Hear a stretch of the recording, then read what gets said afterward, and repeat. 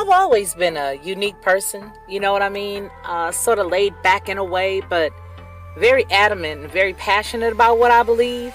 I think a lot of times that sort of throws people off because they don't expect me to have the mindset or the process of thought that I do. And so when you come in to watch my channel, you may hear a myriad of thoughts and ideas that could be different from others. What I want you to do is just sit back, like, share, and subscribe.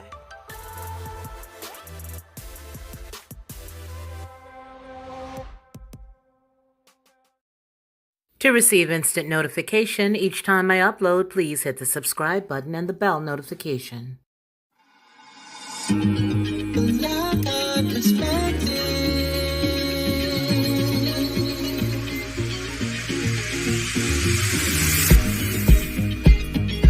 Helping you along the way,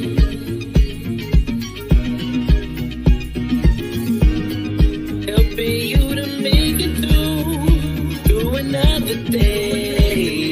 Yeah, everything you need to know that you never knew, that you need to know. Lockhart perspective.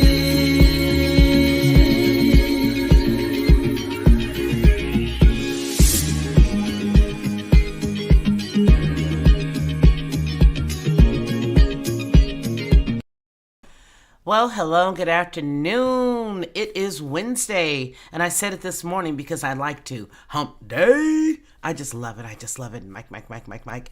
Deb Woods, how are you today? Sarah Brown, Melvin Thomas.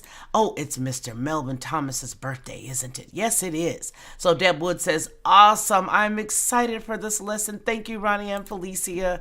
Don't mess with my chitlins and we'll be cool. That's from Melvin Thomas. And then Deb Wood says, hey, also happy birthday to Melvin from Sarah. Well, as you guys know, we are going to deal today specifically with the pagan roots of Thanksgiving. And I think that it's very important as we all are making our transitions, stronger and walking closer into truth, that we really do focus on these particular types of days. Oftentimes I remember and I will say this, that while I was still in the regular church, I used to say, well, I already know that we don't do Christmas. I was like, we don't do Christmas, I know, but I just like it for the kids. Or I don't like Halloween, I know, but I just like it for the kids. Well, the truth about the matter is that, it's not just about the kids. That's something that we tell ourselves, that once we learn some truth, we try to rationalize it. Now, I'm going to make this disclaimer right now, and this is the disclaimer to the women. If you are in truth and your husband is not in truth, you do not tear your household up and pull loose everything that he is used to. Let me explain that. Before we even get started, I want to admonish all women to remember to keep your household intact. Okay? Now, I'll give an example. For the longest time, my spouse was not into what I was into. Sometimes women get a little bit of information, sometimes a little sooner than men. And so if your husband, he may not be into what you're thinking about or talking about, or even this truth that you're into. So what do? You don't partake in it, but you don't not take care of your husband. If your husband still wants a turkey, honey, somebody better be in that kitchen, and it better be you. I'm going to give you that disclaimer right now. What am I saying? What I'm saying is we're still in captivity. We're all learning. And as we're coming into the knowledge of truth, we have to be very wise as wives. Okay? We have to be very wise. And if you want to win your husband, it's not the way to go by beating him upside the head, even though you're telling him the truth. It's not going to influence anybody. It's only going to cause you some very strong confusion. However, I will say that if you and he are both on the same page, then honey, pull out all the stops. Take Leviticus 23 and run with it. Live your life with the feast days. Separate all the stuff that you're supposed to and just roll with it. But if he's not involved in what you're involved in, and you are in a strong, healthy marriage, please do not tear your house up. by trying to implement things with him until he is ready. You don't necessarily have to partake in the things, but you sure should make sure that he has his cold pop and his turkey and his dressing or whatever it is that he's been used to for the last 15 to 20 years. All right. You have to know that there is the cleanup woman out there in them streets, and you are not running your husband into her hands, honey. Use wisdom. All right. Use wisdom, and you constantly intercede for him until he comes into truth. Well, with that, I had to do that bit of homework because I don't want anybody to get the mistake or to believe that you are supposed to chase your husband away. You're not supposed to chase your husband away. Marty Lauderdale, how are you? Hi, everyone. I can't stay, but I wanted to stop by, like, and share. Thank you, Ronnie and Felicia. You are so welcome, Princess. Sarah Brown, looks like somebody is loving on you. Hello. Yes, your brother is saying hey, and he's thanking you for that birthday wish. Now, I'm just going to go right ahead and get into it. And I'm not sure what time Ronnie is going to come in. He just sent a message. He had a family emergency, and so he is talking with his sister right now, some family members. And so with that, we're going to keep him in our thoughts. And I know that everything is well, but I'm going to go on ahead and do my portion. So my portion is basically this. I'm going to go on ahead and pull over this right here. Yeah, all the holidays are, Rusty. They all are. Yes, they are. Okay. Let's go on ahead and read this together. And this is what we're going to do. This right here is a really nice story. I'm going to go on ahead and put the links here for you. But it's the Thanksgiving's Pagan Roots, the secrets in the symbols. All right? That's what this one is. So, it's even something about the leaves, and it's even something about the pine cones. It's even something about the leaves, the pine cones, and everything. Thanksgiving will soon be upon us. For those of us who reside in the United States, we'll come together in family gatherings or as friends to celebrate, being thankful or thanks for the blessings that we've had during the year. We'll gather together and feast on turkey, potatoes, pumpkin pie, and in between watching parades and football games and enjoying one another's company. One thing that most people immediately recognize is that Thanksgiving is not tied to any religious practice or a specific religion. That's because the practice of celebrating a harvest or any other event tied to earth has a distinct pagan connection. To clarify the usage of the word pagan, it must be understood that it was a term created and exploited to demonize any religion other than Christianity. All of the earth-based religions were lumped together into one category by the church as they sought to wipe them from the very face of the earth while simultaneously spreading Christianity as a replacement. Now, when we think about spreading all these other things and Christianity at the helm, we have to go and we have to look a little further. So I'm going to show you this nice story. Now that you've seen that, let me give you this nice story and show you Demeter. You may already know about Demeter, but Demeter is a Greek goddess of agricultural and fertility. Okay? Who is Demeter? A Greek mythology. In Greek mythology, Demeter was the goddess of harvest. She was responsible for ensuring crop growth, and it is that she is the first one that's shown with a loaf of bread. That's one of her symbols, all right? A loaf of bread that she made every harvest year, and it was offered to her as a sacrifice. She was also known as the goddess of the earth and oversaw all of the agricultural and fertility. Demeter founded a mysterious festival known as Ellusian Mysteries. The large festivals took place every 5 years for centuries. However, there is little historical data to explain their significance, and that's because it's very steeped in secrecy. Okay?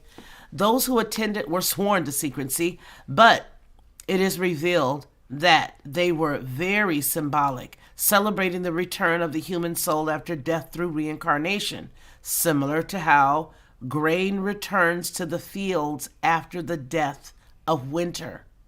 All right? Now, there are origins of Demeter by Homer, but historians believe that the roots of her myths are more ancient than any other Olympian gods. Legends and stories about Demeter focus on her goddess responsibilities, including crops and harvests. You can read two of her more popular myths, both which saw her strong emotional ties to what she considered most sacred. Now, I'm going to read the story to you because this one is the story of Demeter and Persephone, which is her daughter. Now, you'll find that the story has two different twists because Demeter and Persephone are also two other characters that have the same name, but one is going to be Roman and one is going to be Greek. All right? And so if you know the story by any other name, it's because I'm reading the one that is about Demeter, and you will be reading the one if you see the story about I forgot her other name. I think her name is not Gaia. I know it's not Gaia. It's, oh gosh, I'll have to think of her name in a minute. But anyway, Demeter had one daughter. Her name was Persephone. As she was an only child, Demeter gave her all of her attention and her devotion to her daughter. And then she brought so much happiness to Demeter, and the effects spread to the crops, which grew tall and bountiful. Flowers covered every meadow in the tree. They all grew tall into the sky. Demeter watched Persephone grow into a beautiful young goddess. Persephone began to attract attention of male suitors, but none were up to Demeter's standards, especially Hades, the god of the underworld. Now, Hades approached Zeus, Persephone's father, and asked for the girl's hand in marriage. Zeus told the god that Demeter would never agree to the marriage, and he was right. But Hades wasn't one to accept defeat. He hatched a plan to make Persephone his wife and soon put it into action. One day, as Persephone picked the flowers in the field with her friends, Hades rode his chariot up to the earth. He emerged from a hole in the ground that formed next to Persephone and quickly grabbed her. He immediately headed back down to the underworld with his soon-to-be wife. No one even noticed the goddess was gone. It became obvious soon enough that Persephone was missing. Demeter searched everywhere for her daughter, and in despair quickly had an effect on the crops. Zeus felt the need to step in before the earth became barren, and he told Demeter that Hades had taken Persephone, but that he had a plan to win the girl back. He told Hades that they needed to have a meeting, and the god agreed. But Hades was wise and knew that they were going to try to take his new bride. So he fed her pomegranate seeds, the food of the underworld. Are you guys seeing any of these symbols? Pomegranates, harvest.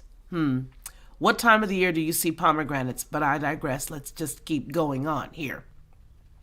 So he fed her pomegranate seeds, the food of the underworld, and anyone who consumed any part of the fruit became bound to the underworld forever. Persephone didn't know this, so she didn't think to question her sudden infatuation with her new husband and home. During the meeting, Persephone was asked where she wanted to live, and she said she wanted to remain in the underworld. Demeter was devastated. Zeus knew that Hades had somehow cheated, so he came up with a compromise. Persephone was to live with her mother for half the year. Persephone was to live with her mother. I think they forgot to put the F. For half the year.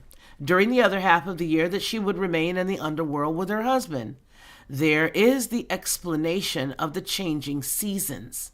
When Persephone is with Demeter, crops grow and harvests are bountiful. But when she's with Hades, Demeter falls into a depressed state and crops die.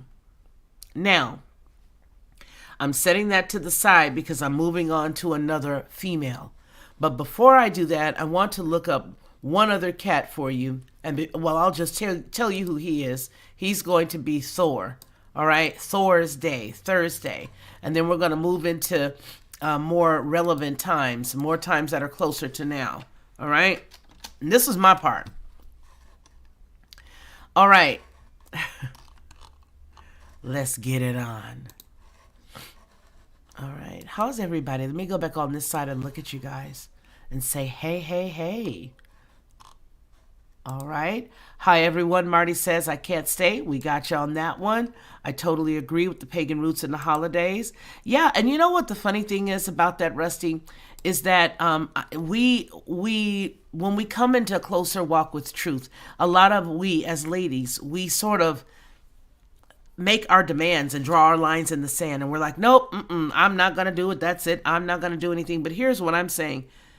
You cannot tear up your whole household because you've decided that you're not going to do Thanksgiving. And if your husband is not on par with that as yet, you still have to continue to intercede for him, and you still have to continue to do your wifely duties. And if your husband is still drinking a beer and having turkey on that day, honey, get the man a glass, slice the turkey, or make him a turkey sandwich and any of the leftovers. Do whatever it is that you do to keep the peace. Right.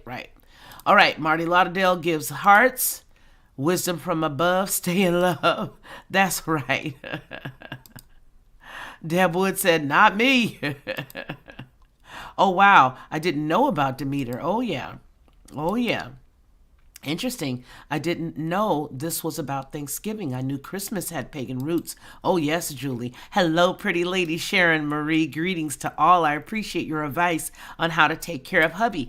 And you just have to use some good common sense, because I know that a lot of times we ladies really do want to make sure that we're pleasing Yah and that we're doing what we're supposed to do. But your first love and the first responsibility as a wife is to your husband and to your household.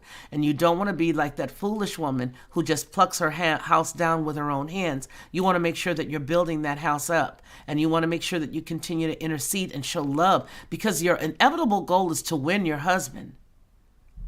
And you can't win your husband if you're constantly giving him forms of restrictions and putting up roadblocks for him, because he's not where you are. He's not going to understand that. So you still have to intercede. You still have to do what you have to do to keep him happy, because that's what you're called to do. You want to be his helpmeet, then you still have to make sure that if you're not gonna focus on Thanksgiving, that you're still being a part of the family, that you and he sit down and you talk to him, you let him know how much you love him, but that even though he, is not where you are, that you appreciate him for trusting you and what you've chosen and how you've chosen to walk. And then you let him know that, is it okay with you if I still continue to minister to you and take care of you on those days? Because I don't want to make you feel as if you're not, as if I'm better than you or anything. Work it out, however the words work with your spouse.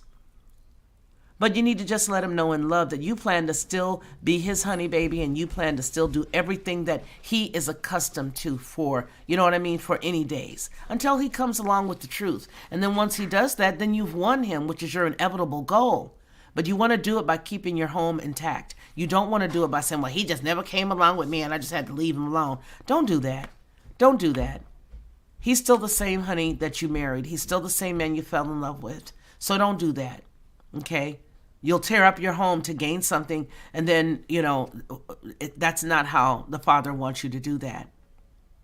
This is so interesting and certainly appropriate for the time. So glad Ronnie and Felicia are covering this today.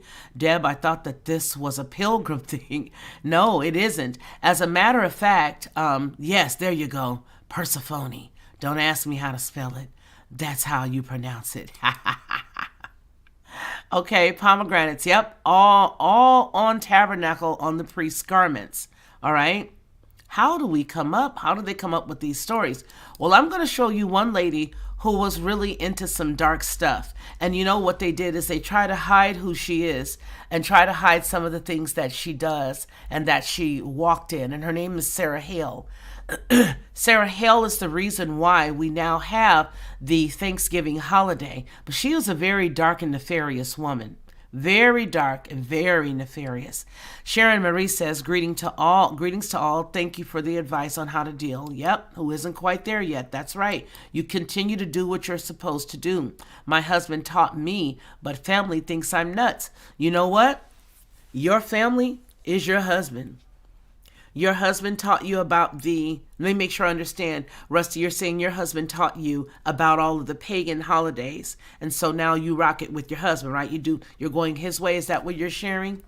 Tell me about that. And don't forget, we have that 10-second delay. So what I'm going to do is, I'm going to let you guys I'm going to give you just the cheat sheet, okay? And then I'm going to leave you all of these links and you going ahead and pull them together. But they're all steeped out of ancient Rome and Greece, and they all have blood and very vicious blood in them. Everything that they have ever done all has sacrifices, and they all deal with blood. Every single one of them. And this is one of them that they've made look pretty, that they prettied up. Okay. Now, when you think about the Native Americans and how we all think that it just started with the Pilgrims, of course, in order for us to be able to accept it, this is how the story had to be told to us. Now, remember, our nation is not that old. And so these stories could easily be fashioned in a very short amount of time. And even if you're 80 years old, if the story was created 100 years ago, then you're going to only know that story, right? So we have to know that the goal is and was to always confuse us and to make us believe that they are steeped in giving thanks to God, which is how Mary Hale actually went and sold it to then the seated president, Abraham Lincoln. So she sold it to him as, I think that we should really just go on ahead. Since the soldiers have been doing this, I think that we should just go on ahead and go all out with this holiday. But she did not tell him that she wanted it to be specifically on Thor's Day. All she said was, "I think it should be great to do it on the last Thursday of November. The last Thursday of November, which is 11. Okay, which is 11, and that's the month of blood." That's the month of sacrifice. That's a very bludgeoning month. All right. And so you're going to notice all of the oaks. You're going to notice all of the acorn, because those were things that they sacrificed to the gods. Alpha blot. All of that. All of that. And it was all due to Sarah Hale's insistence that we do this. Now, she knew that, oh, thank you, Authenticity Seeker. Thank you so very much. I appreciate you. Hey, Robert Ingram, how are you today? UK don't do Thanksgiving, but we celebrate millions of war death. 11/11. Yes, because it's a very violent month. It's a very thank you for that, Rusty. I'm glad that he did. And you see, your family will think what they want to think, but you just keep marching on with your husband, honey, because you guys are joined literally at the hip. So thank you again, Authenticity Seeker, for giving that $2 donation. I sure appreciate you. So where Robert Ingram just,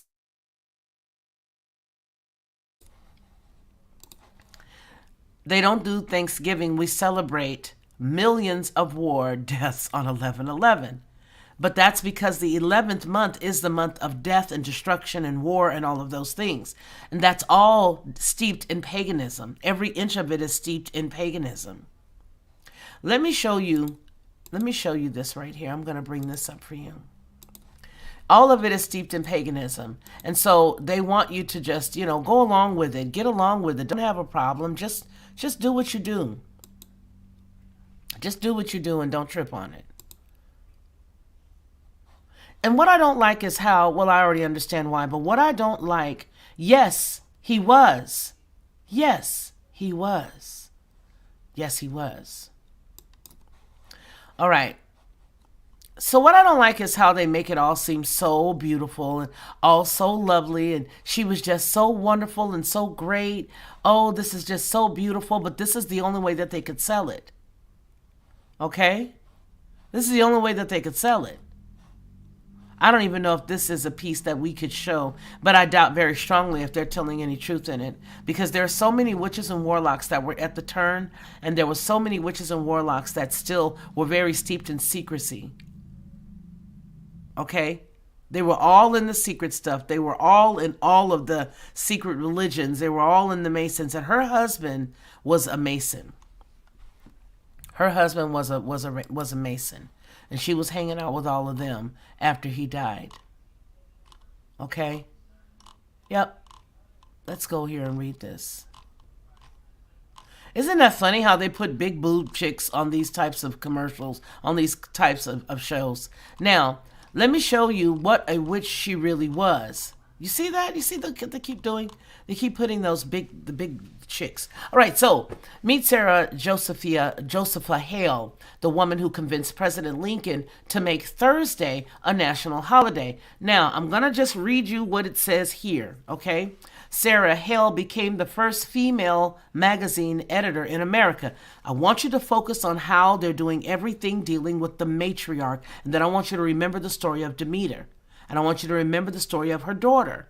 Everything in this story is dealing with the matriarch, the woman power, all of this stuff. It's all steeped in that. And remember that originally all of those gods and goddesses, they switched up. The first set was all from the matriarch. And then the second set is the patriarchy that you now understand and see now. Okay, so you hear a lot of people talking about the god of the queen of heaven and all that other stuff. That was because there was allegedly a switch or a flip. And the spirit that you see right now, that's all muddled throughout the United States, that has this whole, feminism thing, started somewhere. And this is how it started. It is all steeped in witchcraft, which is paganism. All right, after Sarah Hale became the first female magazine editor in America, she used her unique platform to help create the Thanksgiving as we know it. Before Sarah Josepha, I'm just going to call her Josepha because I don't know how to say I'm just going to call her Sarah because I don't know, is that Josepha? Josepha. Man, whew. Joseph Hale began a crusade to make Thanksgiving a national holiday. The day was namely celebrated only in England, which, okay, get this, in England, New England, where each state set its own date because they were giving each state, New England and others, the opportunity to choose the date that they wanted to until she came along and made it a unified day. All right? Some states held Thanksgiving as early as October or late as January, while the holiday was virtually unknown in southern states. But in 1827, Sarah Hale published her first novel, Northwood. We have two holidays, Hale wrote. Thanksgiving, like the 4th of July, should be a national festival observed day by all people. Thanksgiving, Hale believed, taught Americans about their republican institutions. And so Hale began working on her lifelong goal of promoting Thanksgiving as a national holiday.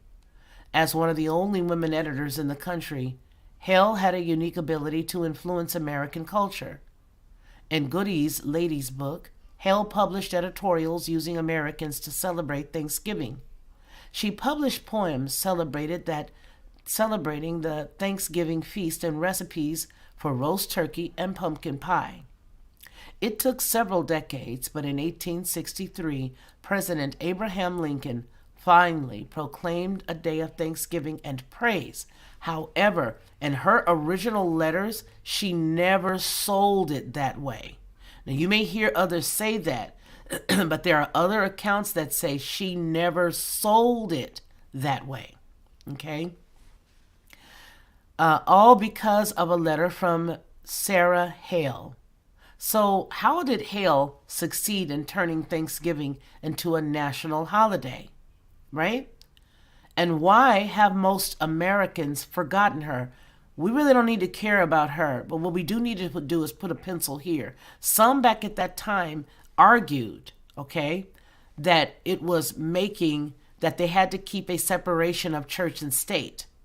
There was some that were arguing, saying they had to keep a separation of church and state, and it's because they understood the actual roots of the actual holiday that she was promulgating. Sarah Hale, Sarah Hale's early life and the origins of Mary Had a Little Lamb is here. She's the person who wrote that story. Do you remember the original story? Anyway, born in 1788, on a remote New Hampshire farm, Hale learned to read at her mother's knee. Later, her brother Horatio, who studied at Dartmouth, tutored the girl. Next, Sarah was a school teacher for several years before she married David Hale. David Hale. I'm going to copy his name and I'm going to put it up here for you guys so that you can see who he is, okay? So what I'm going to do, I'm going to put his name right there so you guys can see who he was. And you have to see the influence that he had after his death. He had influence for her after his death. Okay, hold on just a second. Let me put her name in here just so that I can pull it up.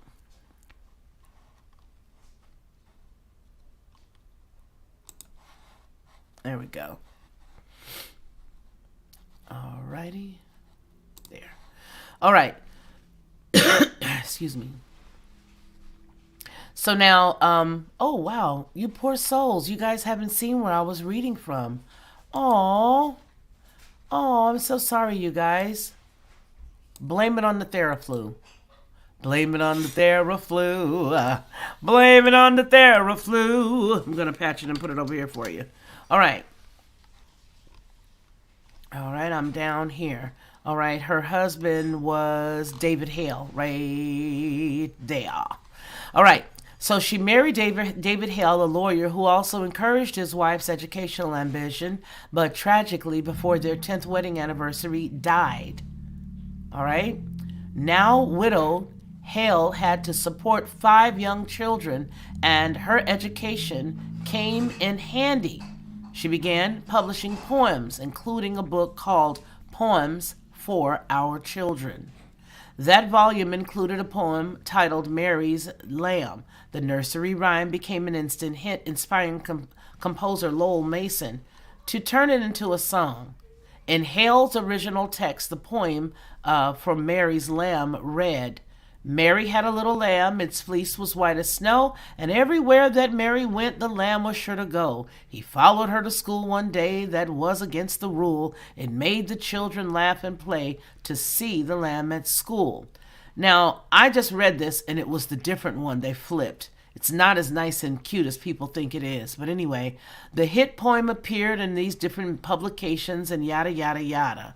Writing helped Hale support her family, and in 1837, she became the editor of Godby's Ladies' Book.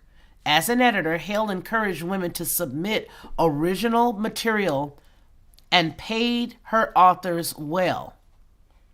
Hale hoped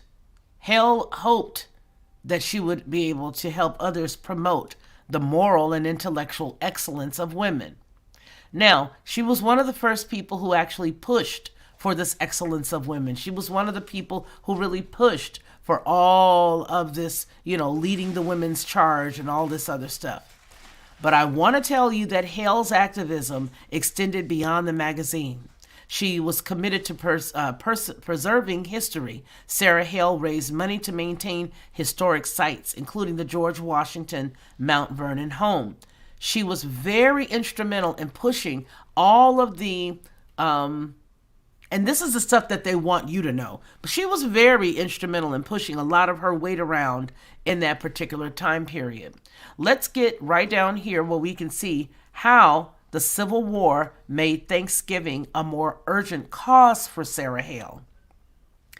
Sarah wanted Thanksgiving to become a unified holiday that celebrated peace, and ironically, her campaign might have failed without the Civil War. Starting in 1846, Hale tirelessly advocated for Thanksgiving holiday and encouraged her readers to write to their representatives, but some politicians were not receptive to Hale's activism.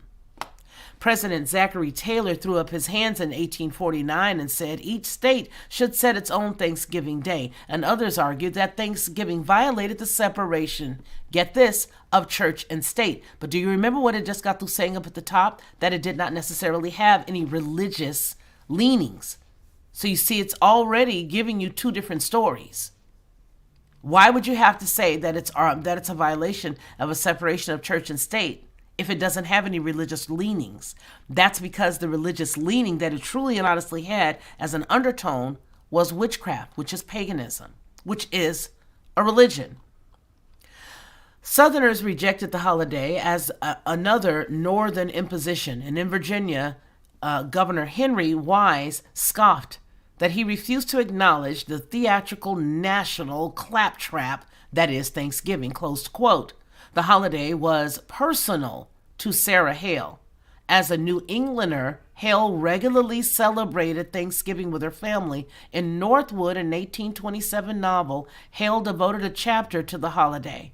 She also saw Thanksgiving as an opportunity to bring Americans together in a time of increasing polarization.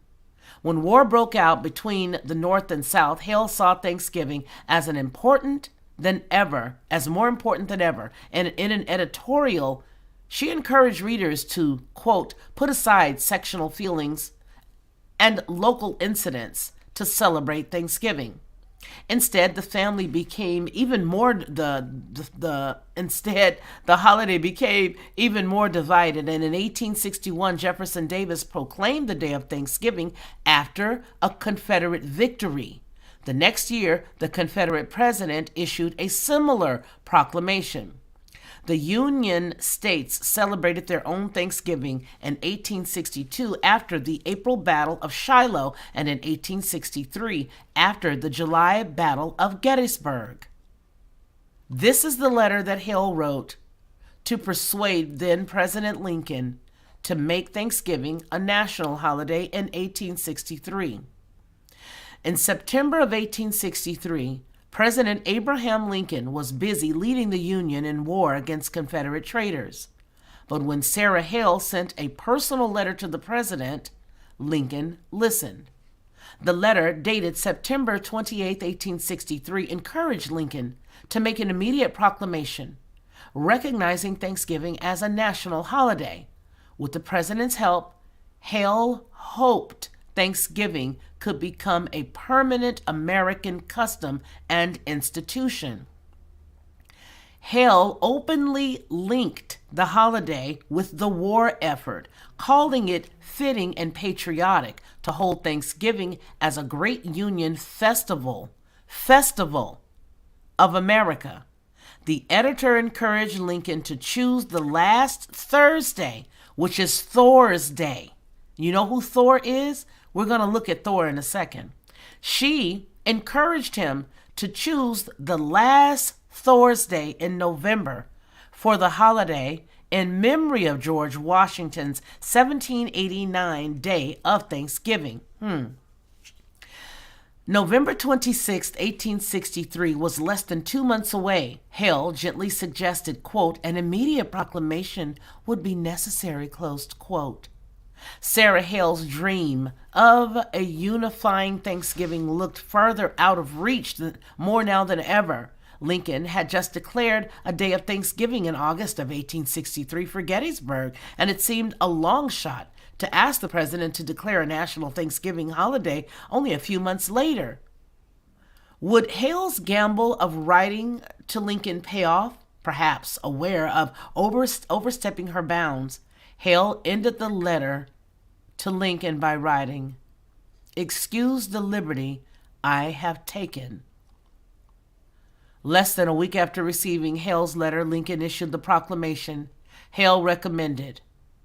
In his October 3, 1863 proclamation, the president explained, quote, in the midst of a civil war of unequaled magnitude and severity, the American people should take some time for gratitude, closed quote. As Hale recommended, Lincoln set the last Thursday in November as Thanksgiving Day. It's very important that we take a second, and I want you guys, as you guys talk amongst yourselves, I want to give you guys Thor's Day. Thor's Day, okay? Alrighty. I'm going to just go to Wiki. Wiki, wiki, wiki, wiki. Okay.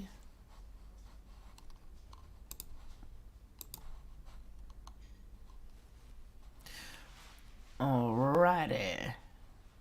Here we go. Now, it's very important that she chose this particular day. So let's get into this. Okay.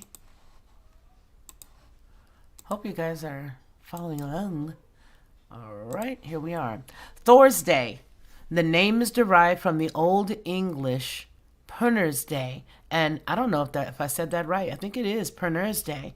And Middle English Thursday, with the loss of the N first in northern dialects from the influence of the Old Norse, Porg's Day, meaning Thor's Day.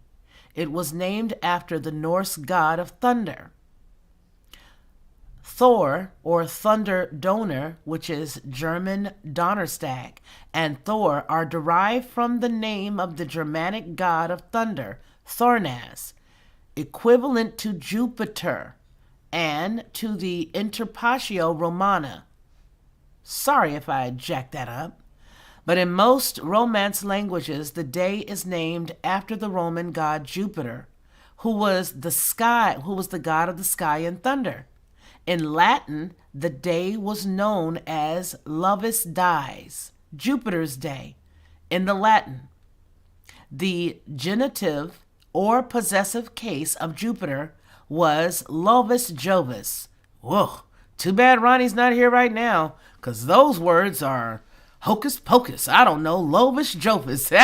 And thus, in most Romance languages, it became the word for Thursday. Okay? The astrological and the astronomical sign of the planet Jupiter sometimes used to represent this day. Now, I'm going to go over here and I want to show you this, because we're dealing now with Thursday. We're dealing now with the astronomical, okay, and the astrological. Y'all, I am full of medicine. I want y'all to know, okay? So don't be tripping when my words be falling over each other. You know I ain't crazy. I got about 2% left because I am on Theraflu. Okay? But you know what I'm trying to say. The astrological and the astronomical sign of the planet Jupiter is sometimes used to represent Thursday, since the Roman god Jupiter was identified with Thunor, or Norse Thor, in the northern Europe. Most Germanic languages named the day after this god. Torsdag in Danish, Norwegian, and Swedish. And then you've got some other fancy name down here that I'm not even going to begin to try to say. Horsdagrel or Torsdagger. I'll leave that to y'all out there in the chat, because I know you guys are extra good with these different dialects. You guys are all real smart. So we're going to leave that right there. All right. So Jupiter is a very important component. Jupiter is a very important component. Do you want to know why Jupiter is very important? Let me show you why. Let's go back over here to while we were talking. Oh, I hope I didn't close it any way we did. I can still go back into my history and grab it.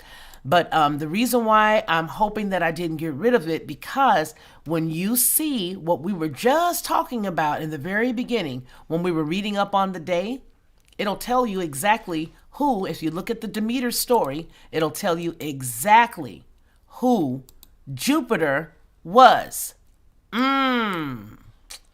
Boy, oh boy, what do we got here? Looks like we got some good cooking. And I'm going to try to get it for you guys. Yep, I'm going to have to pull my history. Hold on a second. So what you need to do is keep your eyes on who was who and what was what and why they did what they did. I'm still going to pull Demeter and Saturn up. So you got Demeter, Saturn, and all of these cats. Let me show you guys what this is right here. All right. Demeter and Saturn. Alrighty. All right. Jupiter. Okay, who's a god?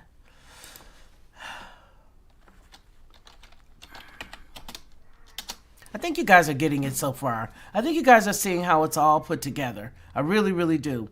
Because if you really, really, really, really put it together and you really, really, really do it and dig it, you will see who Jupiter was to Persephone and who the other name of the other chick was and all that other stuff. Okay? Okay, Jupiter, Roman Pantheon, but I want to show you guys this because his name is Zeus too. Listen, the Latin name Jupiter was usually rendered as Lupitor. Forget all that other stuff. Akalaka. The character of the J was not a part of the ancient Latin alphabet and was added in the Middle Ages. Okay, yeah, we get all of that. That's for the etymology. But I want to show you guys the family. The family. Because Ops and all of these people, all of these things, Vesta and all of these are the other side on the Roman side. We got the Grecian side and we got the Roman side. But guess where they all take you back to? They all take you back to this whole goddess thing of fertility, okay? That controlled the growth in the grains. That's my point, okay? That is this sister who is messed up on Theraflu point, all right? So here we are. All right. Okay. Now, can you see this? Yes, you can. Yes, you can. All righty. Look at this. Who is the family? Wait a minute. Let's go up a little bit further. The attributes.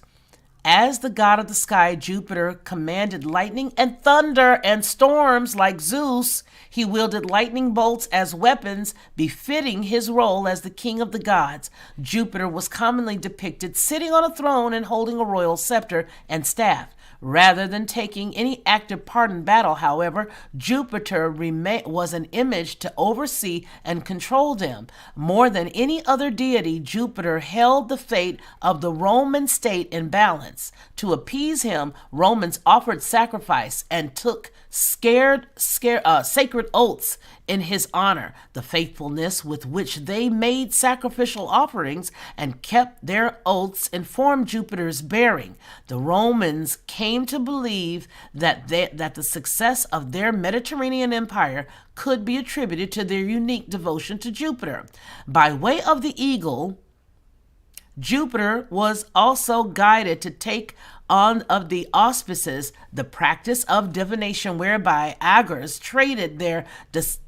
tried to decipher omens and predict the future by observing flights of birds. Words such as auspicious and inauspicious come from this practice because the eagle was Jupiter's sacred animal. The Romans believed that the bird's behavior communicated his will.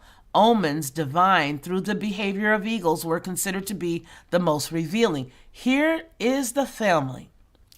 Jupiter was the son of Saturn, the god of the sky, who preceded Jupiter, and Ops or Opis, the goddess of the earth and growth. Let me show you who she is. The story that we just got through reading about about the other name, the other chick, the Persephone and Demeter, Ops, as well as Ceres and all of these chicks, these are all the same people. This is all the same story.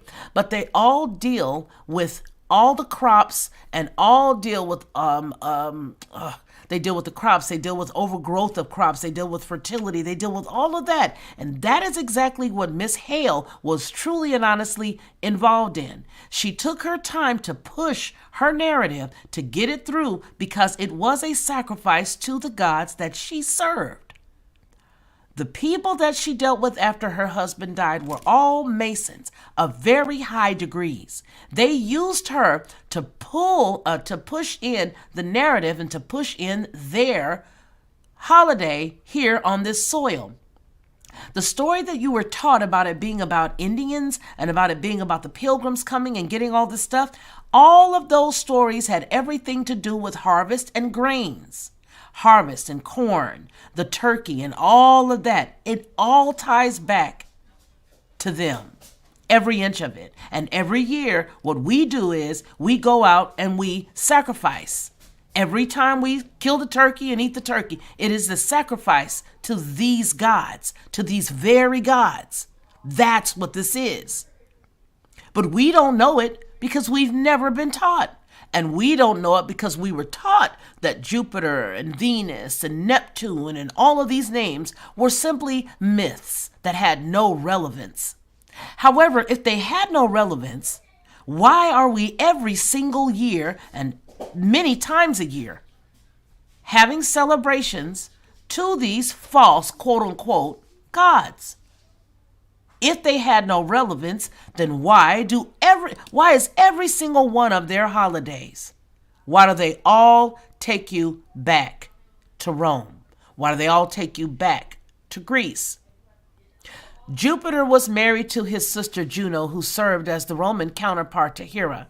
Among their children were Mars, the god of war, that played a subtle role in the founding of Rome, and Bellona, a goddess of war. Additional children included Vulcan, the kids are having fun, the god of fire, metalworking and forging, and the forge, and Juventus, a youthful goddess who oversaw the transition from childhood to adulthood and was associated with invigoration and rejuvenation. Jupiter was the son of Saturn, the god of the sky, who preceded Jupiter. Hey guys, be quiet. Jupiter was the son of Saturn, the god of the sky, who preceded Jupiter, and Ops or Opus, the goddess of the earth and growth. His brothers were Neptune, the god of the sea, and Pluto, the god of the underworld. Now, didn't we just see who else was Pluto, the god of the underworld? I mean, the other guy was the god of the underworld? Yeah, we just saw that. So you see how these names all go together. Ronnie Mann, hi. We hope all is well. How you doing? All is as well as it's going to be. At least current is going to get better. It's going to get outstanding. Okay. Why? Well, Because you're uncovering all of this truth. That's why we're going to... Yeah, but I'm not like you, so I don't have it your way. I'm just like, and then you, look at this. There's a smoking gun, and they looking like, Felicia, No, what are you doing? These smoking guns are good. Let's They're just like- put it they're all like- together. They're like, where is Ronnie Mann? No, they're not like that at all. His sisters included Ceres, a fertility goddess who controlled the growth of grains, Vesta, goddess of the hearth and home, and Juno, a maternal goddess associated with marriage, family, domestic tranquility, and the moon. Now remember, Miss Hale was really attached to everything woman. She wanted women to have the financial stability to be independent. And remember, we already talked about the fact that prior to it being the patriarchy, it was the matriarchy. So now they're flipping it so that they can eventually take over again, which is where we are now. I believe that if we keep doing these holidays their way, we're going to have a big mess, and we're not even going to know where the mess came from. But the reason why we're having all the issues that we're having right now, I submit, is because we've been steeped in this stuff. Ronnie, take it. Please take it. Well, as far as what you're talking about, though, like for example, you're talking about Jupiter. That's two words put together, and of course, we're talking about the Roman dialect or what have you. But two words is Jupiter. It is Jew.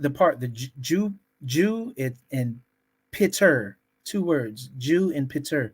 The Jew part is actually where we get the word. Well, it's from the word Deus, which means day. So Deus, and it's actually where we get the word day, as far as when we say in the English day. That's actually a quote unquote pagan word because it's from Deus. But nonetheless, the Peter part of Jupiter it means father in Roman, and that is pater, Pater, Pater. So you got Deus and Pater, and in the English it moves to Jupiter. But you're right, though. That's the thunder god or what have you, and his brother just happens to be Dis Pater and Neptune, which is Poseidon and Hades in the Greek. And it's just fascinating how you can link all these things together and continue to go further into the past, and how they are all intertwined and connected. But when we celebrate Thanksgiving in and of itself, as it is and as it stands currently, Uh-huh. you're right. We're dabbling in things that maybe we ought not.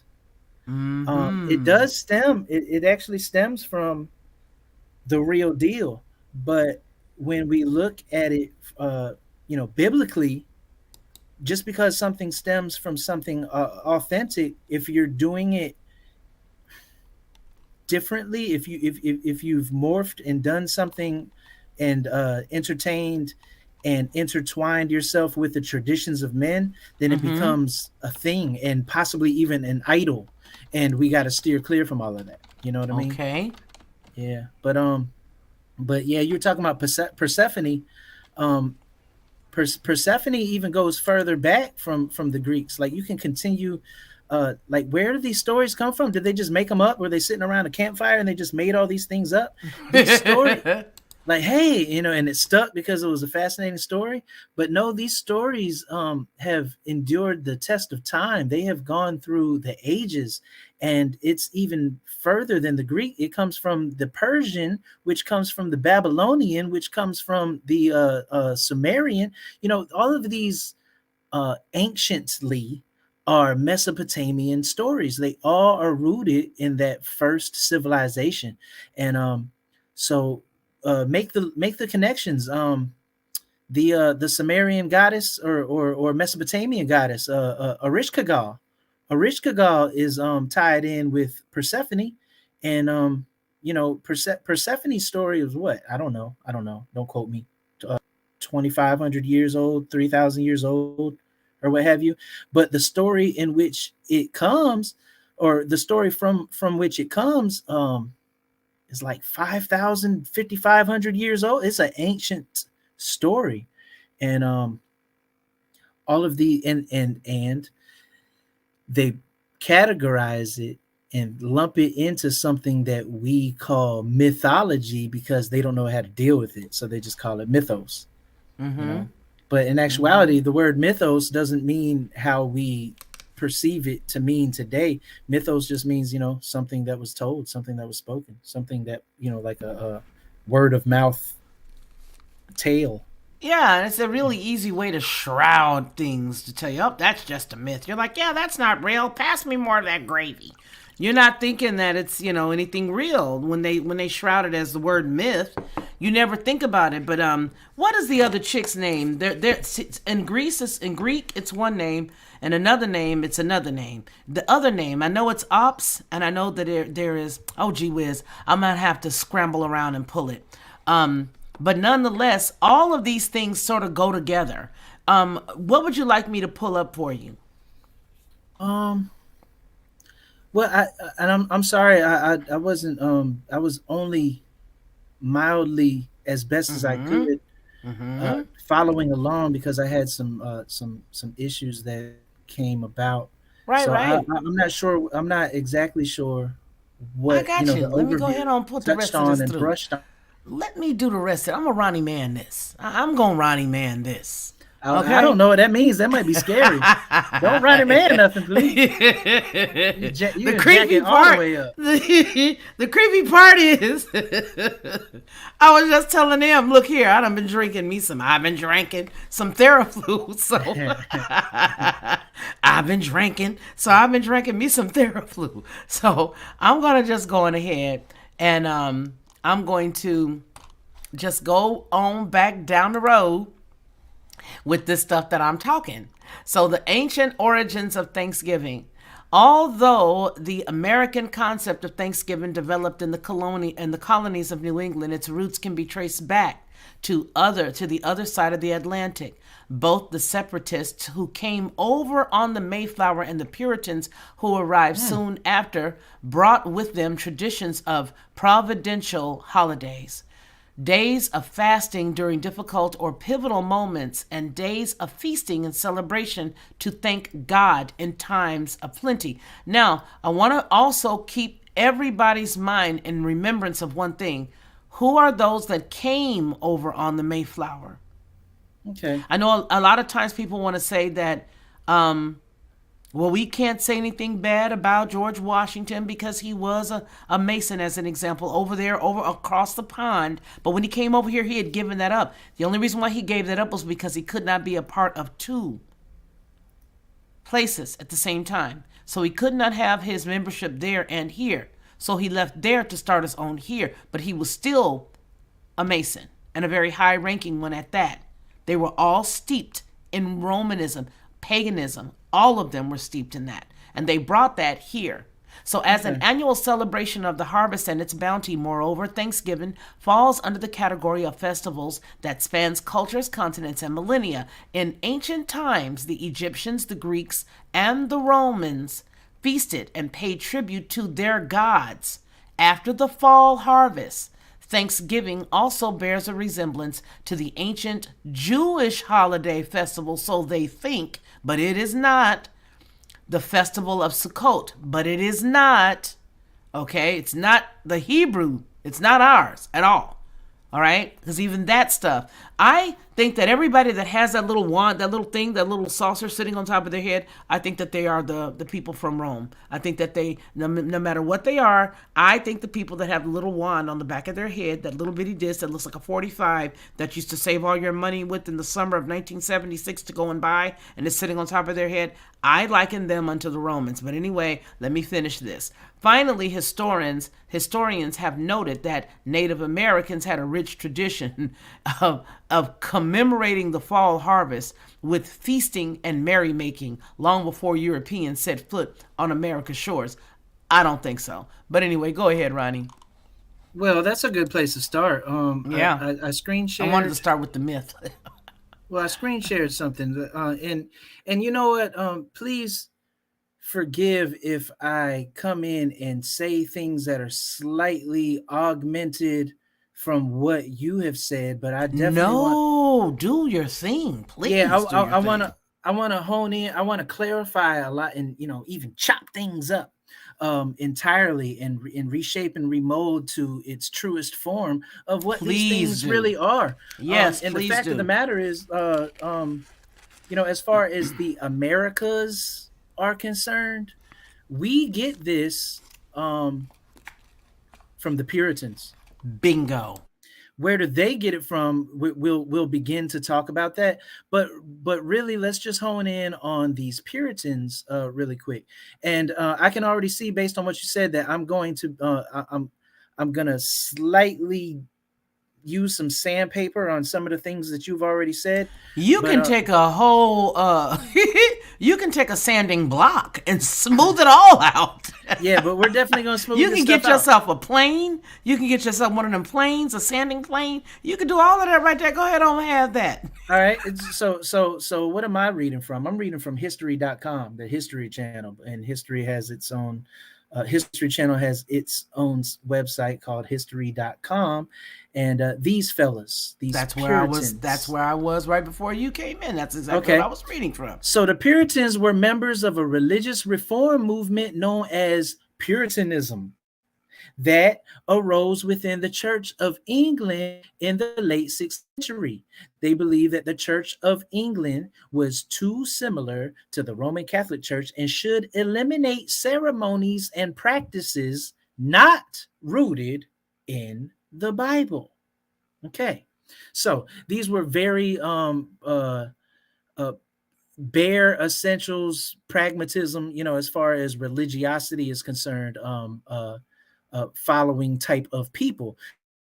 They wanted to exile a lot of the traditions of men, and in that first sentence, the first sentence, actually, this first paragraph talks about that they're trying that were similar to the Roman Catholic Church that the of England had.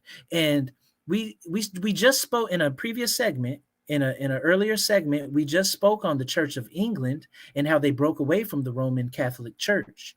The Church of England still used a lot of the traditions that that just rolled down throughout the centuries or what have you. It's just first and foremost, we have to eliminate the Pope as the head and crown the King of England as the head of all religious affairs as well.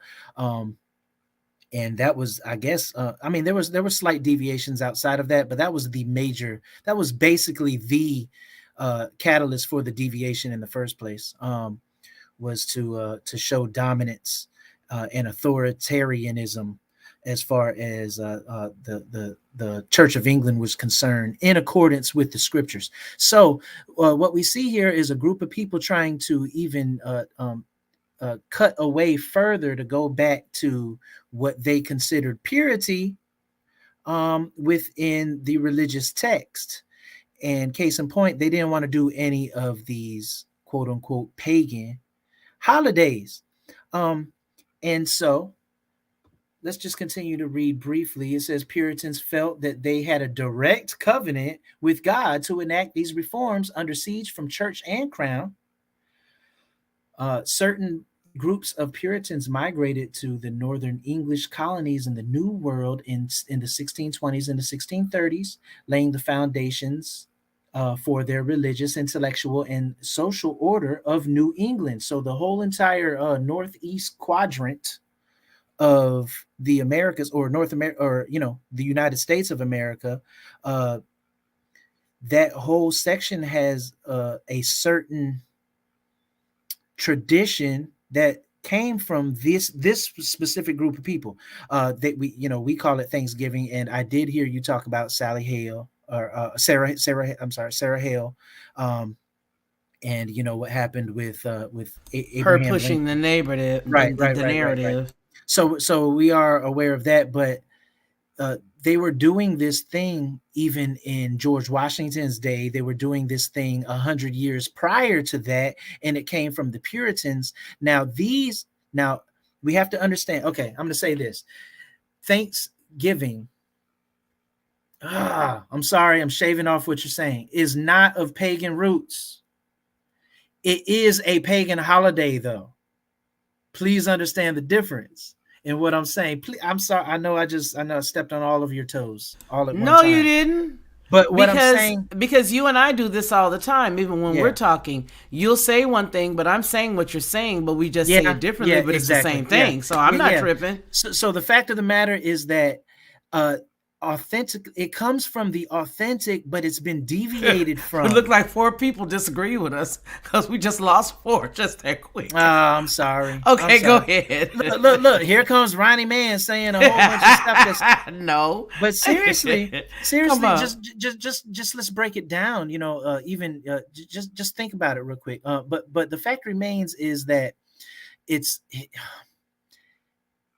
its origins are of sound origin, but we've deviated from the script to such a degree that it isn't what it could have been. And if it is what it could have been and actually should have been, instead of Thanksgiving, we would be celebrating the Feast of Tabernacles. Did you get that? Yeah.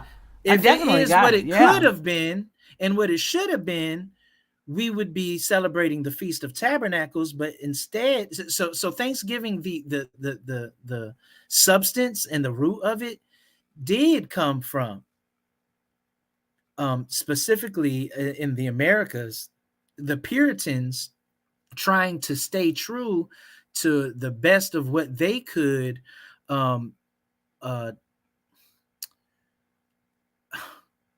celebrate or observe the Feast of Tabernacles, and it just turned into a mess. Turkey Day or what have you. Because I want to ask you something, because I remember that Rome took a very hard split at one time. I mean, not Rome, but even further back. back. Yeah, that they took a really bad spill at one point. Well, and then you began to see this real demonic turn that we now see. So I want to say that they were more than likely attempting to protect something else. What's going on, Lee Hill in the house? Hey, Lee. Hey, I love you, but brother. see Good to when you see come, you, my brother. Go ahead. I'm sorry. When you come over, I have a delay or something. Um, when you come over to the okay, further back when you're talking about Rome splitting, yeah, but even further back, they did split. They split with the Hebraisms, because in actuality, Rome is anti-Semitic. Um, can I say that? Uh, They I, I, are. I'm matter They of don't factly like you saying and they it, don't but I like mean, me. They don't like but but us. Yeah. but they anything Jewish, they didn't want any parts of it because the Jewish people and the Jewish state is their vassal state, and they can't put anything that they have dominated, as something that they go by on a spiritual level. So they had to diminish and neutralize and or bury all aspects of certain or of these feast days and how to tell time as well. So they went away and did away with that and created their own version and gave us, force fed us that because they are the ruling authority, and they can do that. So when they did that, they did have usurpations and they had replacement feasts in place for the feasts that were in what scripture. But primarily, the Puritans did recognize that because the Church of England followed suit and they kept, certain aspects, but they wanted to do it a little bit more in tune to um, what the scriptures suggest, or what the scriptures dictate. And of course, they're called Puritans. They're not called Puritans. They became a political arm, but they weren't Puritans, politically. They were Puritans religiously. Um, but mind you, they came over and with these natives, they did have a feast. They had a feast of the harvest. And we have to understand the nuances that are identical. The Feast of Tabernacles is the harvest feast.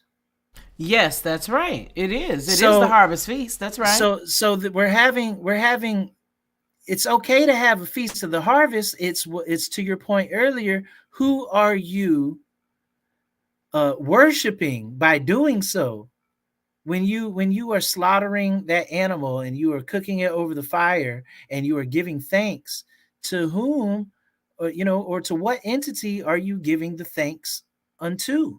That's the question. And this is how you know how you're doing it. Well, first of all, because you absolutely know, and in your heart is pure. And when I say your heart is pure, you have understanding and you have um knowledge, and you can back it up exactly what you're doing and it matches up with the scripture.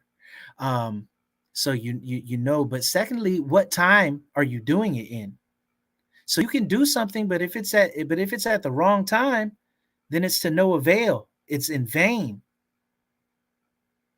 And you can do everything to the T, but if you're doing it at the wrong time, it's like I don't. It's like having a birthday. Like, it's just not the same. You're having a belated birthday party for somebody because you missed their birthday or what have you. And I'm using that. It's kind of a horrible example from my perspective, but it's a good working example. It's just not the same. Like, I know that you missed my birthday, and this is a makeup birthday party. It's like, and so I'm trying to put my all into it, but I'm really, I'm kind of frustrated at the whole event, to be honest. And you have the audacity to, I don't know. Hopefully you're understanding my my example or what have No, you. I get you. I get you But well.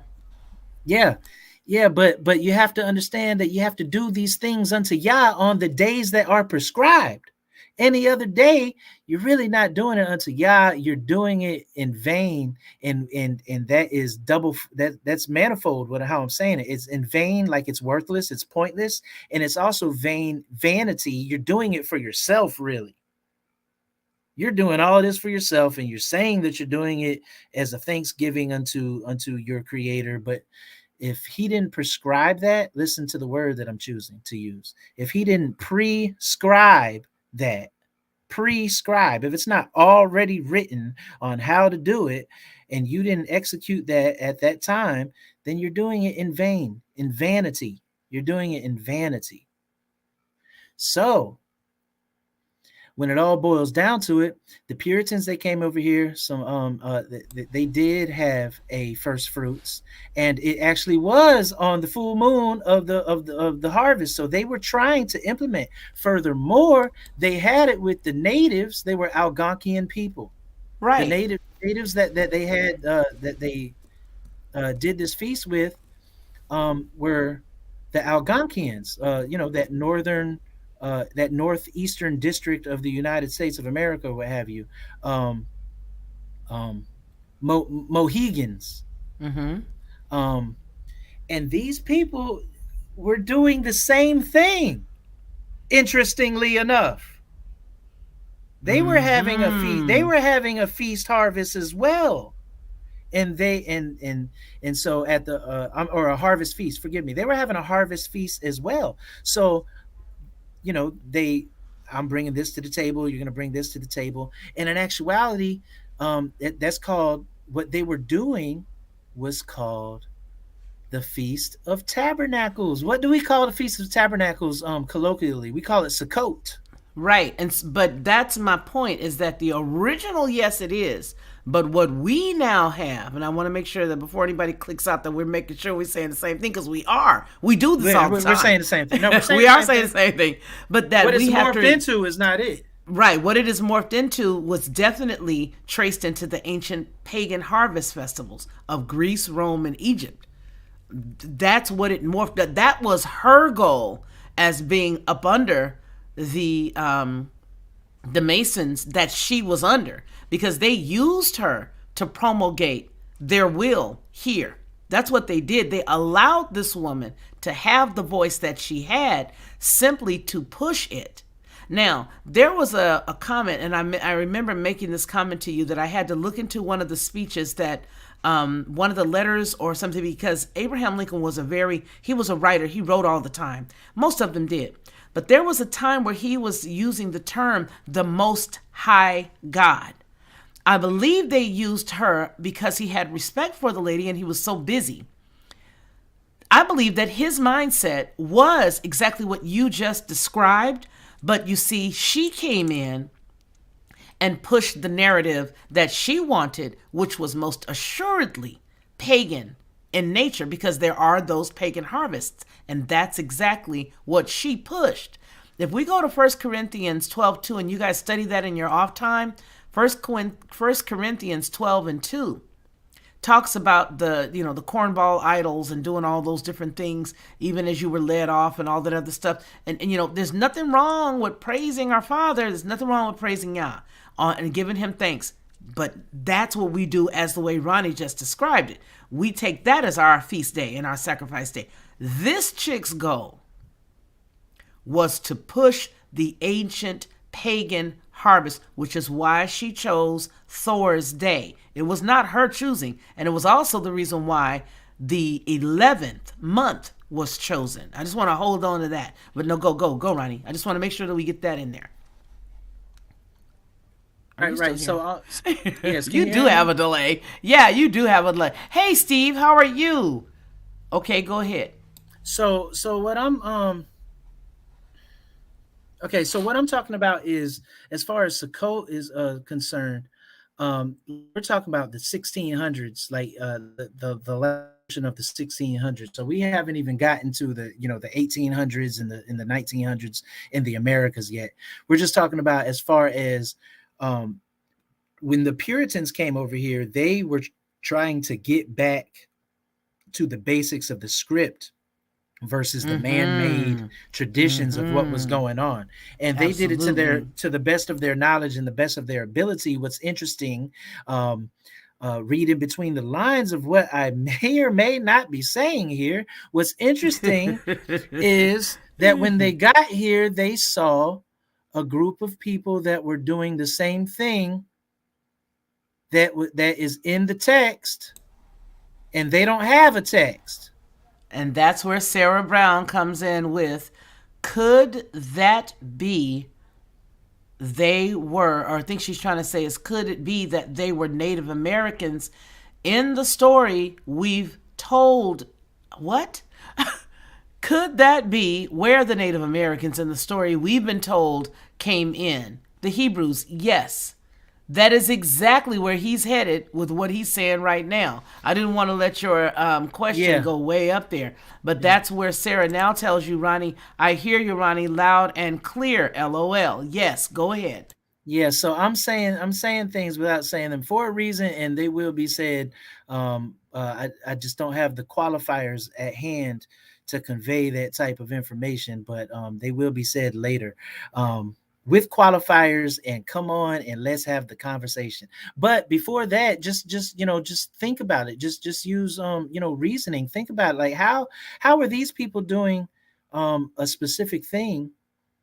Um, How are they doing a specific thing without a King James Version Bible? And just ask the question. Because we were scattered to all four corners. Oh, so you're going there. Exactly. I'm just going right in. We were Exactly. scattered to all four corners, So, and we so, took. so if God's people were scattered to all four corners of the earth, Come on, it literally means all four corners of the earth. Absolutely, it does. So his people are everywhere. His people are everywhere, and that's not what I'm trying to focus on. But really take that to heart, and really consider that as you take that to heart. Well, Sarah, as well as probably Steve and a whole lot of other folks, have possibly, because we've all been hanging out together for a minute, possibly saw that. You know what I love about Ruach Hakodesh is that he will turn the light bulb on. And so, yeah, we got to come on with it because, yes, you know what? I remember when I first got a glimpse of when we used to see how the Indians would go, they would have that, hey, ya, hey, ya, hey, ya, hey, ya. They would be making that noise and we would hear about the stories or whatever. I didn't put two and two together that they were saying ya until like maybe a year or so ago. I didn't put the two and two together, even though my family and, Sarah Brown's family and a few other of us here have Native roots, Native American roots, if we can say Native American or just Native roots to Turtle Island.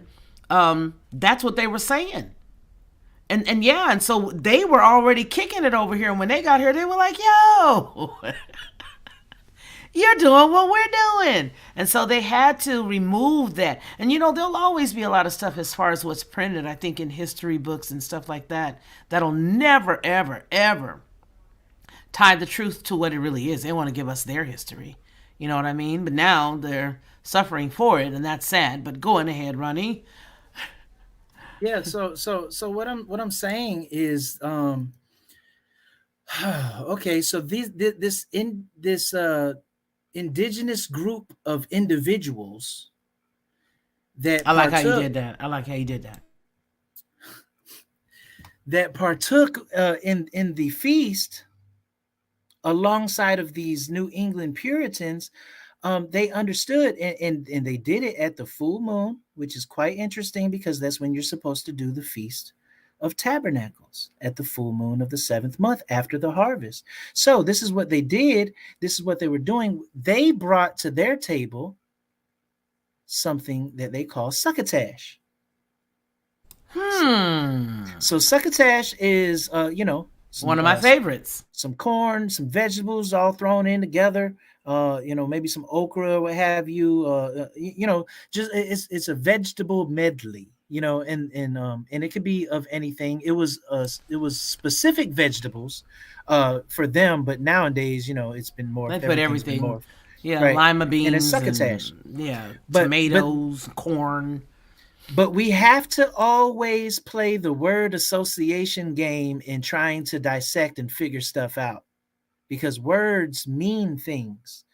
These indigenous peoples called their dish succotash, and this is when they ate this. They ate this dish at this particular feast. The Feast of Tabernacles is called Sukkot. Sukkot. The Feast of Tabernacles is called Sukkot, and they were eating Sukkotash. Mm-hmm. Uh-huh. I just want to throw that in there in the mix when you're doing your own research. Like, stuff makes sense. Stuff makes sense when you boil it down to its least common denominator. You find all the relationships. Jesus is coming. Repent says November doesn't that mean 9, not 11? No, we're talking about the United States November, which is 11. Okay, this is the ninth biblical month that we're in right now, but we are referring to the United States use of the month November, which is 11, which has a lot of significance when you're dealing with the specific pagans that she was trying to convert the original dates to. Yeah, but I'm not even there yet. No, no, I'm I'm not even responding up. to Jesus is coming. I'm responding because I don't want them to leave and say they didn't answer my question. So no, I'm just Well, the responding. 11th, because it's the 11th month right now, but Novum is 9. Novum is 9, and it's the 11th month. Right. So that was her Yeah. date that she used. She wanted the month of November, the last Thursday in November is what Sarah Hale chose and wanted and what she pushed to the president. Why don't we just use the last Thursday of the month of November? And that's how he ended up choosing that date because of her leaning. Undoubtedly, she was definitely a witch. Okay, go ahead. I don't care anymore. I'm throwing it out there. Well, just look at the relationship because Jupiter is Zeus and Thor and Zeus are equivalent. So I mean, of course, we're talking about Norse tradition, and we're talking about Greco-Roman tradition, Yeah. but when you match it all up, they're the same. So Yeah. Thor's and we get we're a hybrid. We get the The United names. States is a hybrid.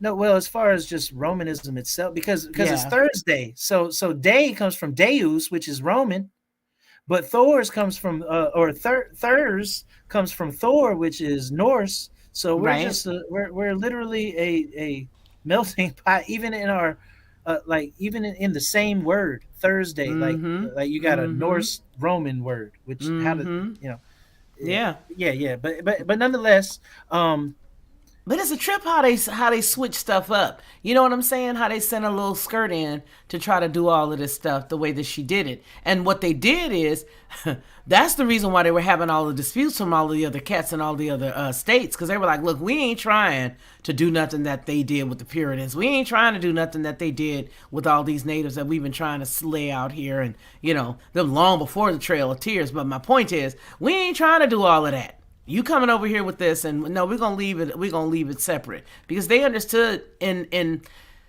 it's sort of difficult because there is that mishmash, and what you end up with is this ball of something that it wasn't supposed to be. The same thing as they do with every single holiday, even including little rabbits. Who care? I don't even like rabbits, but they drag that rabbit out, shake off his little fur every spring, okay? And now you got Ishtar.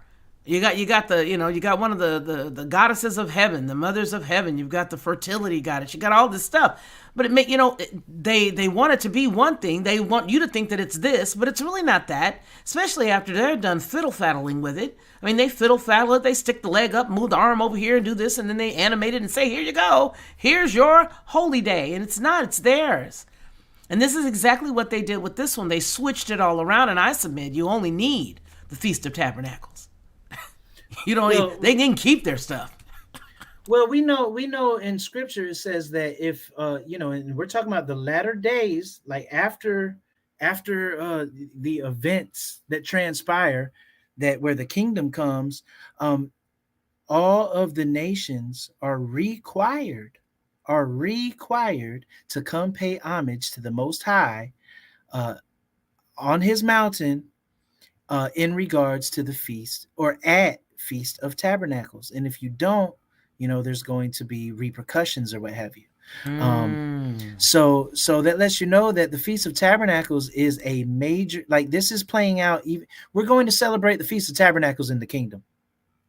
We're not going to be celebrating Thanksgiving in the kingdom, and this is for the person who has a specific retort or banter that is, well, look, uh he knows my heart and I'm giving him thanks at this day.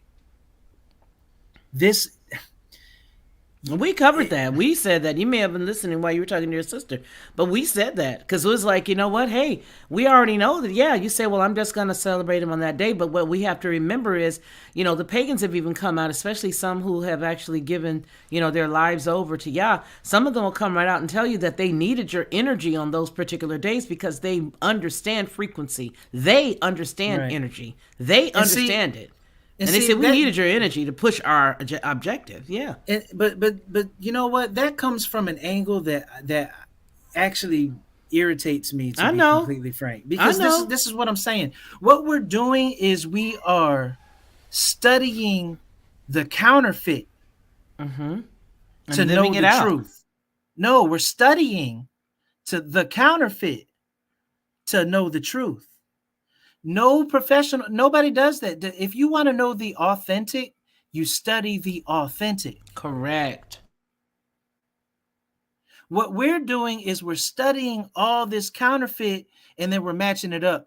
But just all we have to do is study the authentic. And if it doesn't match up with the authentic, it's bogus. You can chuck it out the window and you're not even giving it any energy at all. Like, oh, nope, that's not it. Bye. And you gave it zero energy. So even as we dive into these concepts, you're still giving it some type of energy. And so I'm like this, my man who's a diamondologist, he told me that he was like, we study diamonds. That, and he was like, how we find out if it's not a diamond? How? Because all we do is study diamonds. Put it under pressure. Lots of pressure. You just study diamonds and study diamonds and study diamonds. And so when you see something that they try to say is a diamond and you put it underneath the scope, it doesn't look like a diamond. It's not a diamond because you've been studying diamonds. You're not studying all of these counterfeits, because once you start studying all these counterfeits, you're going to be studying about 10,000 different things.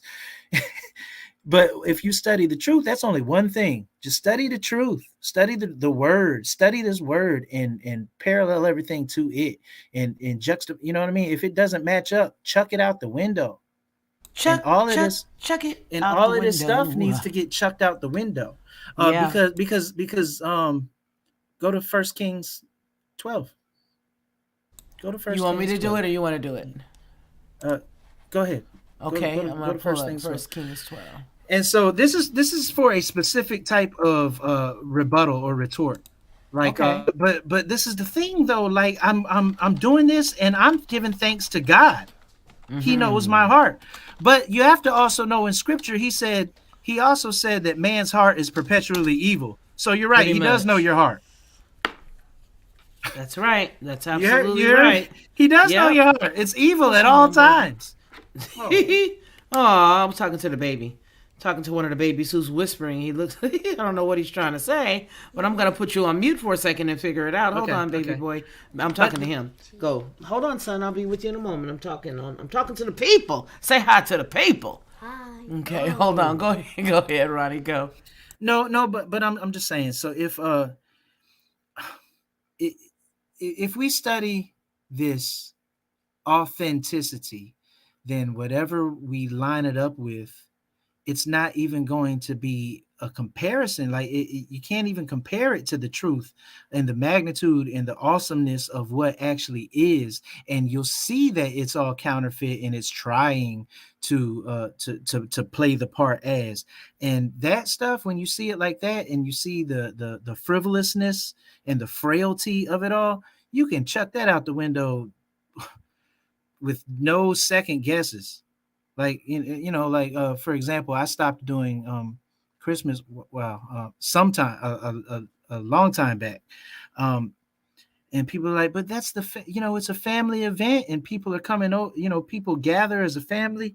But when I lined it up with Scripture, it was easy for me to throw it out the window. It was easy. It's Festivus for the rest of us. Oh, that is It's rest of us, funny. for the rest of us. Get the pole. But it's the same thing with Thanksgiving because that's a joyous occasion when family comes through or what Just have make you. your own day. Just have Festivus for the rest of us. But the Make your fact of own the thing. but the fact of the matter is though that when you're doing these things and it doesn't line up with scripture, it is literally vanity. It is literally vanity. You're doing it in vain.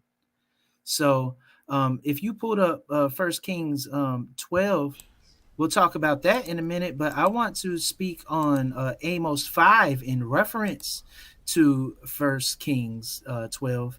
And Amos 5 tells you, what is it, verse 11? I want to say. I don't know if you guys are typing anything in the chat, but they have been stifling your chat. So if you are typing, type away until you see us put it up. I'm gonna put this right here, First Kings 12, King James Version, just because it's the first thing that came up. Okay, that's cool. That's Okay, cool. so here we And go. I'm going to read Amos 5 and I'm going to start at verse 21. It says, I despise your feasts. I take I take no delight in your solemn assemblies. Even though you offer me your burnt offerings and your grain offerings, I will not accept them. And the peace offerings of your fattened animals, I will not look upon them. Take away from me the noise of your songs. To the melody of your harps, I will not listen. But let justice roll down like waters, and let righteousness like an overflowing stream. So, really, all he wants us to do is to be righteous. At the end of the day, that's really all he wants, and that is the best. What do you say? Obedience is better than sacrifice. If you're just obedient to his word and just do truth, you won't ever have to sacrifice anything because you're a doer of the truth. You're just doing it. They'll never have to be. You're walking it out righteously, and that's all he really wants us to do.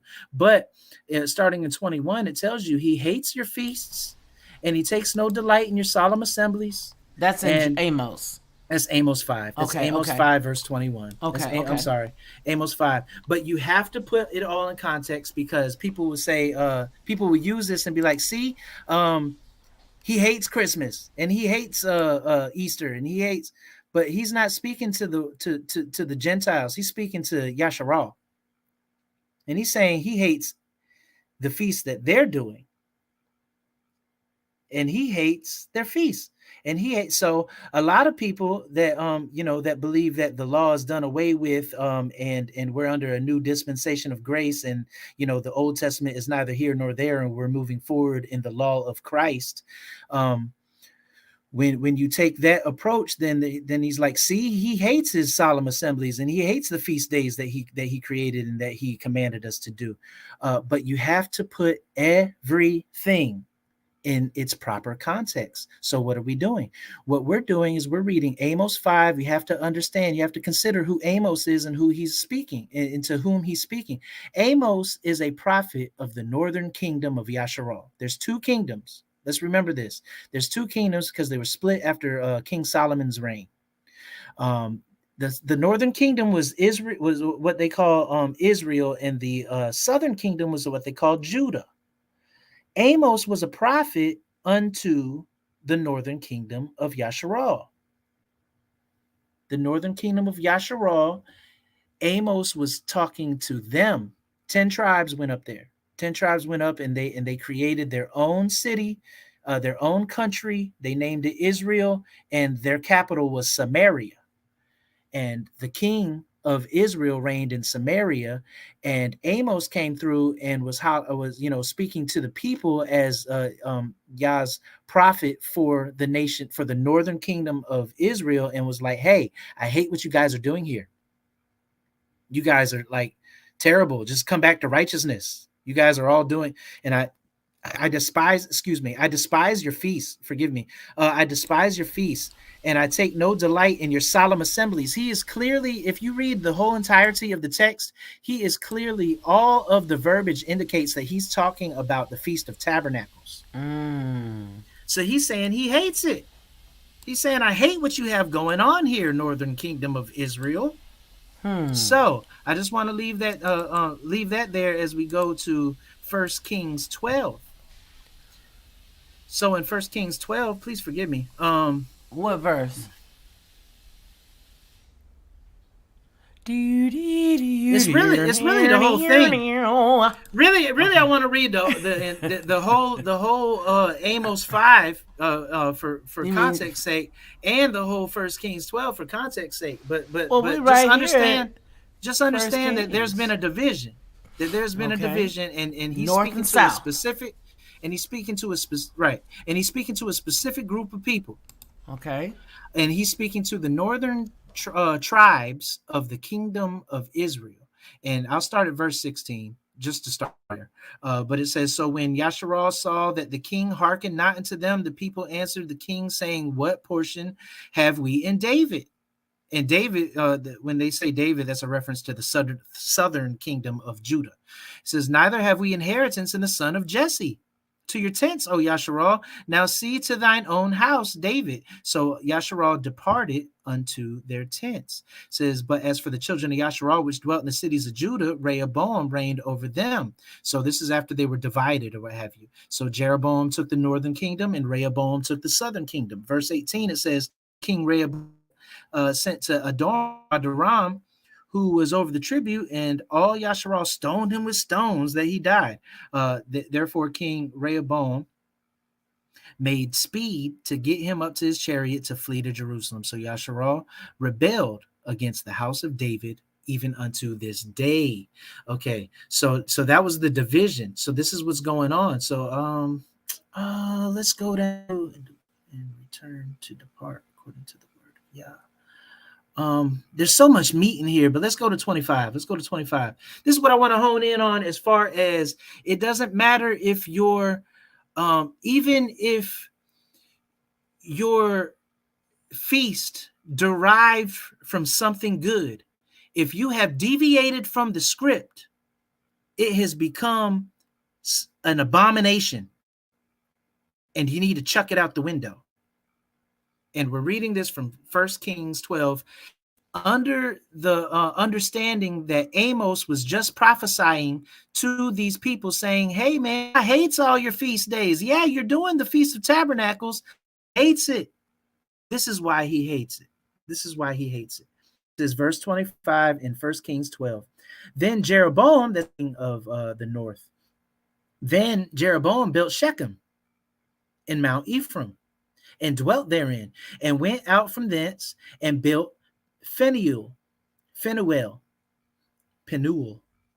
And Jeroboam said in his heart, now shall the kingdom return to the house of David. So he's like, man, I built a whole other city, and my people are going to return to the house of David. If this people go up to do the sacrifice in the house of Yah at Jerusalem, then shall the heart of this people turn again to their Lord, even unto Rehoboam, the king of Judah. And then they shall kill me and go again to Rehoboam, the king of Judah. So he built a city, and he's like, all my people want to go back to do the feast in Jerusalem. And if they do it, they won't come back, because they'll remember that that's what they should be doing in the first place. And they're going to come back and kill me, and I'm going to be irrelevant. Well, because they killed me. But, this whole place will be irrelevant, and then they'll kill me. Verse 28 says, whereupon the king took counsel, he made 2 calves of gold and said to them, it is too much for you to go up to Jerusalem. Behold, thy gods, O Yasharal, which brought thee up out of the land of Egypt. And he set one in Bethel, and he put the other in Dan. And this thing became a sin. For the people went to worship before the one, and then even unto Dan. So he was like, look, so he built a whole other city, a whole other nation with a whole other capital, and all his people still wanted to go, because of course we're commanded to do the Feast of Tabernacles. So they wanted to go back to Jerusalem to do the feast at Jerusalem. But he was like, if they go, their hearts are going to go back, and they're not going to come back, and I'm not going to have a kingdom to reign over. So he was like, look, I'm just going to build 2. I'm going to do it my way. And then he said, look, it's too much for you to go to Jerusalem. Don't bother going to Jerusalem. Just stay around here and do what I have set up. And he set up 2 calves of gold and he put them in two different places. So it was easy access for anybody in his kingdom to go to one of them versus going all the way down to Jerusalem. And it says in verse 30, it became a sin for the people went to worship before one. That was the one at Bethel. And then Dan. It was the second one at Dan. 31. And he made the house of the high places and made the high places. Anytime you see high places, that is speaking. When you see groves and high places in the scripture, that's always speaking on mother worship. That's always speaking to mother worship, to the feminine. Aha. So check it. Aha. Exactly. So at verse 31, and he made an house of high places and made priests of the lowest people. So he just made anybody. You want to be a priest? You a priest. All right. Who want to be a priest? All right. You a priest. You a priest today. You a priest. Come here. You a priest. He made priests of the lowest people, which were not of the sons of Levi. But we know that the only priests that were allowed to become priests were sons of Levi. And then it was tightened up, and then you had to be sons of Aaron, which is the son of Levi. But over here, he just made all kinds of people priests. He made the lowest of the people priests. Verse 32, and Jeroboam, check it, ordained a feast in the 8th month on the 15th day of the month, like unto the feast that is in Judah, and he offered upon the altar. So he did in Bethel, sacrificing unto calves that he had made, and he placed in Bethel the priests of the high places which he had made. So he offered unto the altar which he had made in Bethel the 15th day of the 8th month, even in the month which he had devised in his own heart, and ordained a feast unto the children of Yasharal, and he offered upon the altar and burnt incense. This feast is identical to the Feast of Tabernacles. The only difference is it's at the wrong time. It's at the wrong place at the wrong time. So what do we know?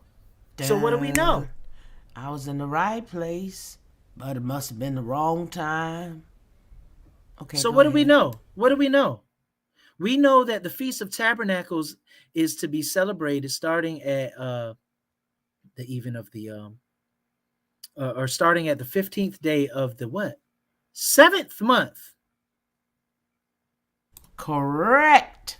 The 15th day of the 7th month is the Feast of Tabernacles.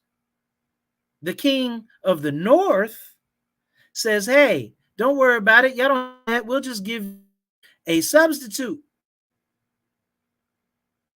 And you'll forget all about the real deal because you're going to be so entrenched in the substitute. And we're going to have a good time. We're going to make it good. Except for the real deal is on the 15th day of the 8th. I'm sorry. Forgive me. Pardon me. The real deal is on the 15th day of the 7th month. He did it on the 15th day of the 8th month. Then we see what I just read from in Amos chapter 5, when the prophet came and told these people that Yah hates your feast. But like I said, it was created and it stemmed from the actual real deal.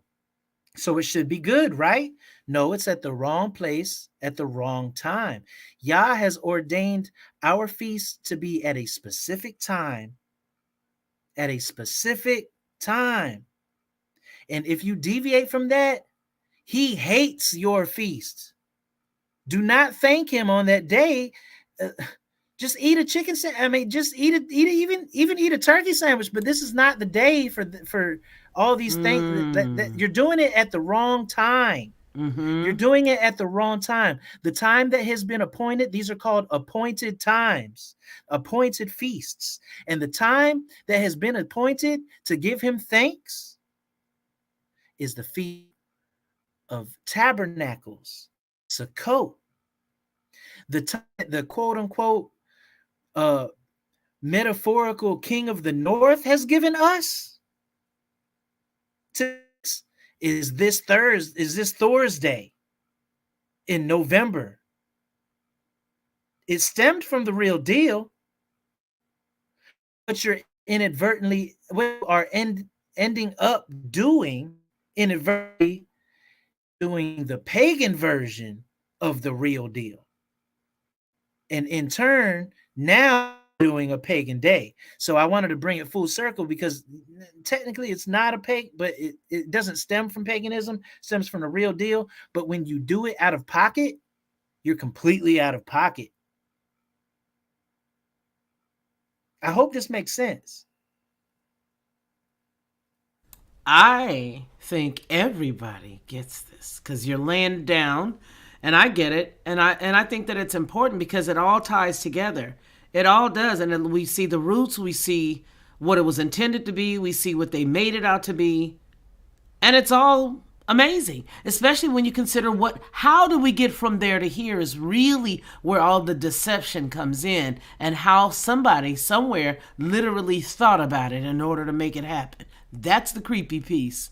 What a diabolical mind. Mars Fool's Gold, he says DANG. Guess I'll have to have a Hungry Man turkey dinner for Thanksgiving. He's too much. Hi, Mars Fool's Gold. It's good to see you. Well, okay, I'm sorry. Go ahead. No, just making sure that we did not lose you. Deb Oh, says, okay. I bought a turkey, but will cook it Sunday, not for the holiday, just because I like it. I know that's right. And especially right now, it's best to go out and get a few turkeys so you can cut them in half and save them and, be able to have you some meat that you can eat off of for, different times and periods. It's such a large bird. You'll be able to have it for a while, especially now, not knowing what's really going on with the prices of stuff anymore.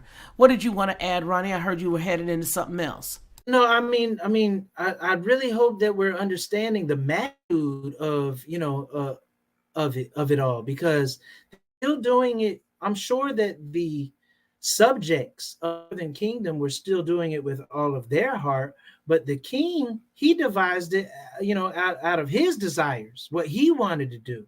So, I mean, we're already off base, but we're not off base because of maybe what's in our hearts. We're off base because of our headship. Our kingship has led us astray. We are all subject to the fact that we have inherited the lies of our fathers. And we have to dissect and really dig into all of this to find out what is actually righteous and acceptable unto Yah.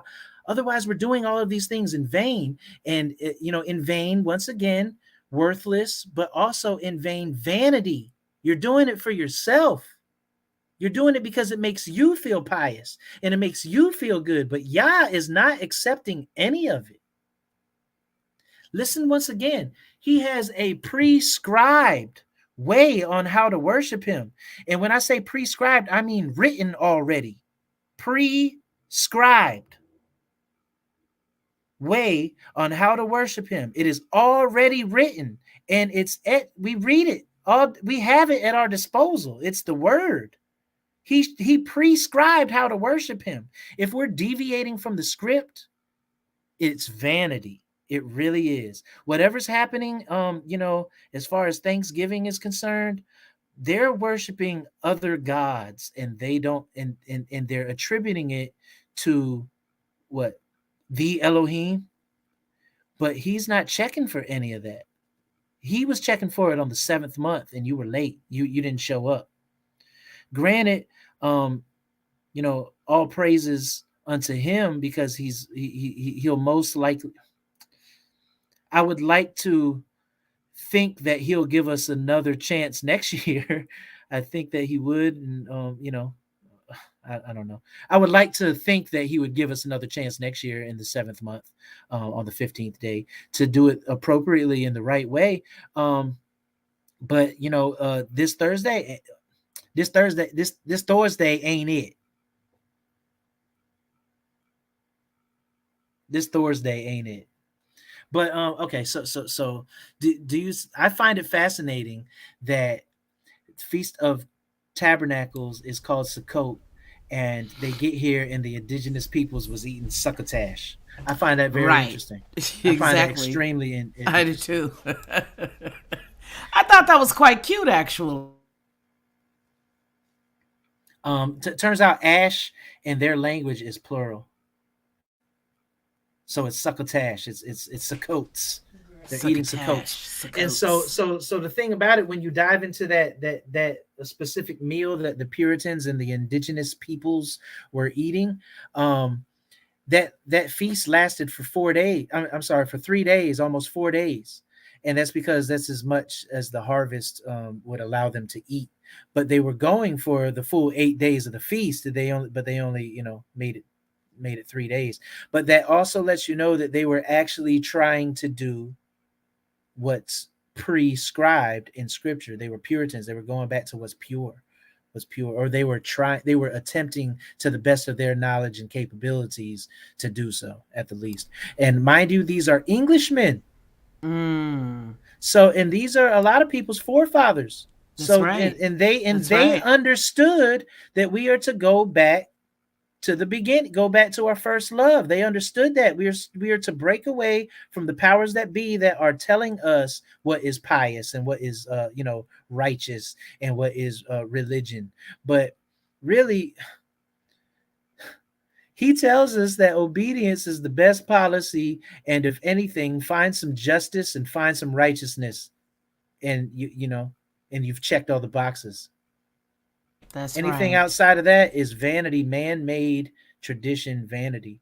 So and then moving forward, of course there's a whole lot of agenda now with the whole Miss Hale thing coming into 200 years later. But mind you, that is all you, they're one and the same, but they're separated nonetheless because of the entities that you're worshiping. Right. They are Right. they're harvests. They are Right. feasts at the harvest, And and to we're commanded remember to what do her one. goal was. Yeah, what her goal, which is what they have right now, is that because of who they were, the ones that she was running with after her husband's death. Right, Mm-hmm. right. But when you really dive in, Oh, yes, most they're going assuredly. back. They're going back to the matriarch, and we're supposed to. We're not under the matriarch. We're under the father, the Yah.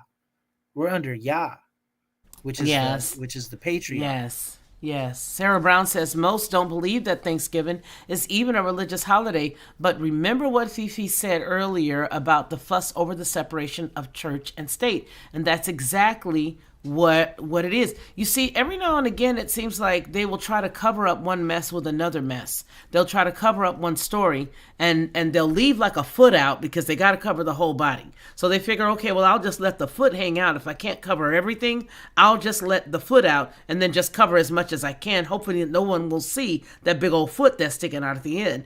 But these are the things that they do, and this is how we uncover this holiday. You know what I mean? Because we understand that when they came here, we know that the four corners of the earth, this was one of those corners. We understand that those individuals who were here when they got here were doing just like they were. But then you got to see after they were here, homegirls' approach to what it was, which is what they, contorted it into now, what with the foot sticking out and all. You know what I mean?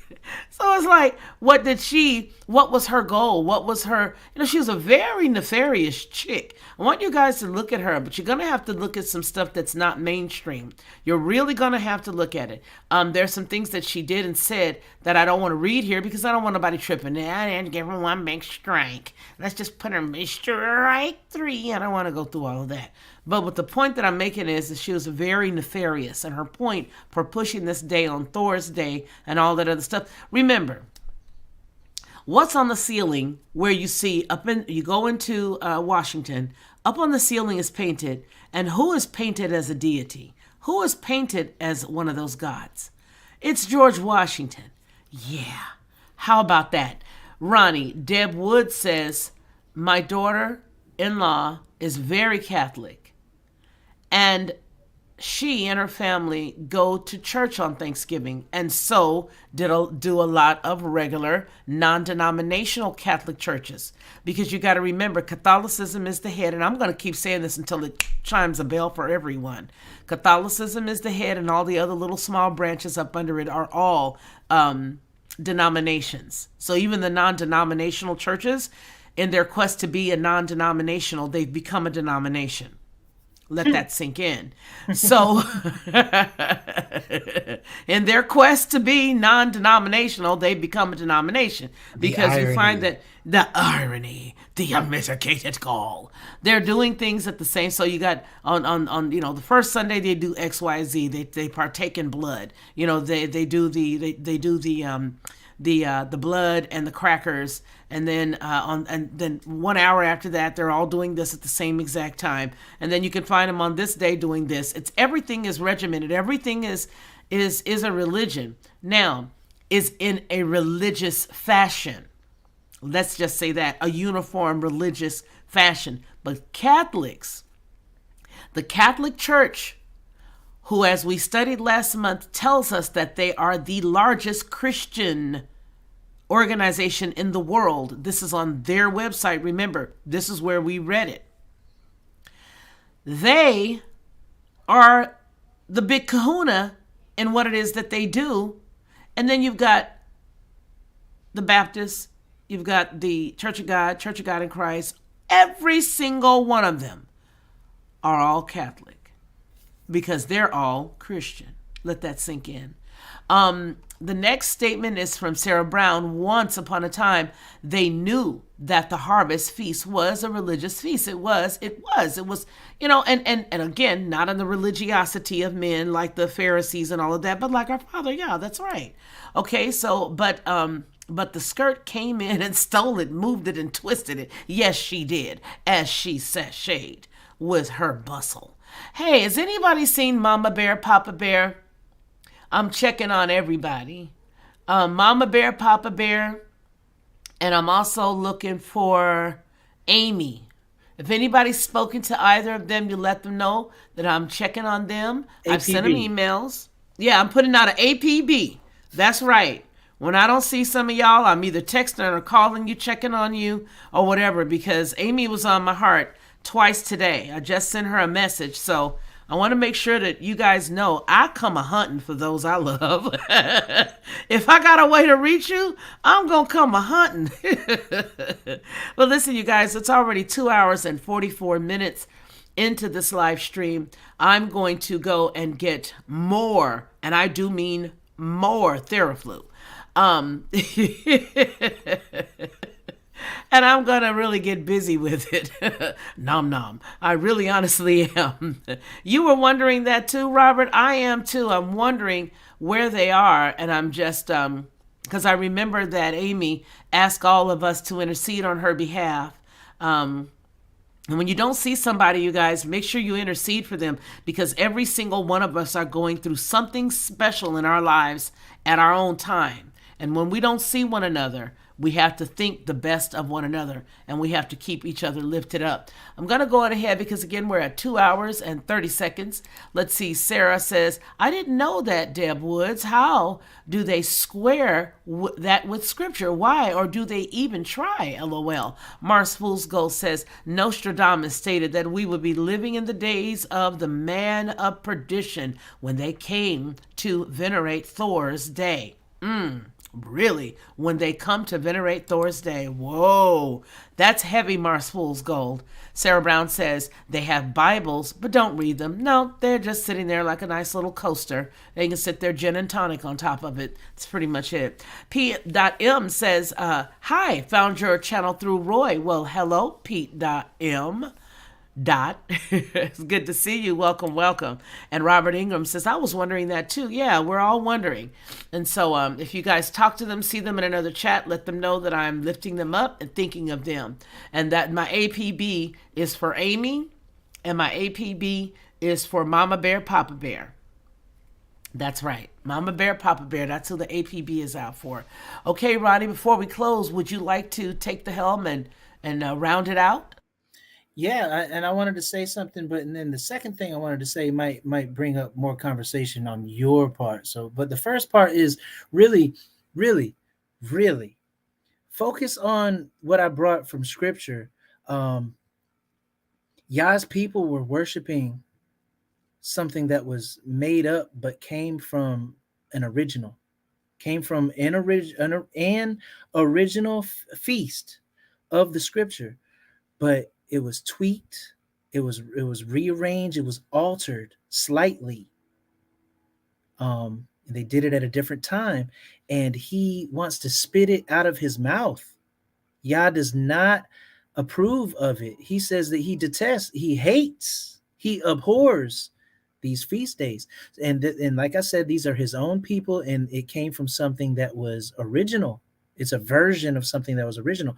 So he's we have to consider, if he's even doing that and as tight, with his own people like that, then over here in America, or in Canada, I know, like the European countries really don't do Thanksgiving, or they do versions of it or what have you. But in the Americas, there's Thanksgiving, and then there's what Americans call Canadian Thanksgiving or what have you. But nonetheless, it's another version, and yes, it might have stemmed from something that was of substance, but it has morphed and been tweaked into something that is actually giving praise and worship and honor to a whole other God, if not a whole other set of gods. We really have to consider that when we're trying to seek out this truth, and trying to live a righteous lifestyle that is honoring and pleasing our Creator. I would even be remiss to say to not say. What did you do with your sound? Can you not hear? Can you not hear me? No, I can hear you. But I would even be remiss. You got real up on like, hello, this is you now. I just want to let you. I'm bending over on this microphone. Oh, okay. Because I'm or in front of this computer. I was like, what are you this. doing? I would be remiss to say, or I would be remiss to not just blatantly say, we need to chuck this holiday out the window. Who's coming with me? We need to chuck this holiday out the window. It's not a Yah, and okay, if you're doing it, I don't even know. I don't know. Maybe you're just doing it. I'm saying don't do it. But if you're doing it, don't do it unto Yah. That is a lie. That is a lie. Well, I told the ladies in the very beginning. To remember that. What did you tell the ladies at the beginning? At the very beginning, I told all the ladies to make sure that if their husband is not in truth, don't be jacking up your household talking about you ain't doing no Thanksgiving turkey. You better get in there and clank them pots and pans together, just like Betty Crocker. Boy. Don't you be no hero. You're gonna be lonely. That's what I told the ladies in the beginning. You better get in that kitchen. You was in that kitchen last year before you knew truth. You better get in that kitchen if your husband ain't in truth. But seriously, petition Yah send the Spirit to speak to your. Well, that's what I said. Continue to intercede, petition on your husband's behalf, on your family's and your marriage's behalf. Yeah, do your thing. But you better get in that kitchen if that man ain't feeling that. That's what I'm going to tell you right now. Because ain't nobody getting up going to work in these days. And you come in with this and see, I know we women, I know how we can be. We can get on a tangent and we get an attitude. Well, such and such said that we should be doing X, Y, Z. Such and such doesn't be doing such and such. Shut up with all of that. Don't drive that man crazy. Do not do all of that. Do not do all that. You cannot just drag the carpet from up under somebody. Don't be tearing up your household. But for those folks who are in one accord, and those folks whose husband may be off working, he may not be home, you serve Yah the way you know to serve him. But if your husband, and I'm saying this from my standpoint, what my responsibility to women is to keep your household together. Don't you be no cornball And come over here saying, I told you, and he done packed up and left and went away with the cleanup woman. Don't you do it. You better be in there Betty Crocker in it up. I mean, I better see the sparks from those pots and pans all the way from over here. I mean, you better be mixing that macaroni and wiping the sweat of your brow with your forearm, sister. I do mean that. Don't be coming back over here talking about he left me and I don't know where he is. I think he went to his brother's house. He always did like Mildred's turkey and dressing better. Don't you do that, sister, because I am not going to rock you to sleep. Ronnie ain't going to rock you to sleep. Ain't nobody over here going to rock you to sleep if you get to jacking your household up. Use some wisdom. You must be as wise as a serpent. Yeah, I was about to say use wisdom And harmless as a dove, and intercede on your husband's behalf and petition the Father for what you want in your life, and you know that it's according to his word. You do that and you be quiet in your husband's presence. But what you do is you make sure that you are doing your due diligence to live a separated life in his presence. And by doing that, you will change the very trajectory of your home. I believe that. yeah, that's some correct stuff as far as changing the trajectory. It is of the utmost importance to always move with discernment and with wisdom. Subtlety or what have you, but definitely um, ask ask God to reveal these things, especially if it's on your heart to really want it to be implemented household wise without without any friction or what have you, and everybody's on the same page. It's a beautiful program. It is a beautiful thing. It's awesome. And then on top of that, you're literally actually doing what Yah has required is asked us to do. You can't get any better than that. That is actually the definition of what we call peace. It's wholeness. It's being whole. It's being made whole, literally. So that's an awesome thing. The second thing I wanted to drive home was what you were talking about as far as somebody was commenting on Rome in the churches, and then you were talking about the church, and I wanted to quote Revelation 17 real quick if I could.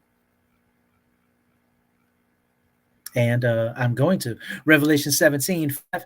It says, I'm going to read it from the NIV. It says, or if we can share it, even maybe we can share it because I'm shared. All you have to do is just show it. I'm already sharing. But Revelation 17 and 5, it says, yeah, if you want to share my screen because I'm already sharing.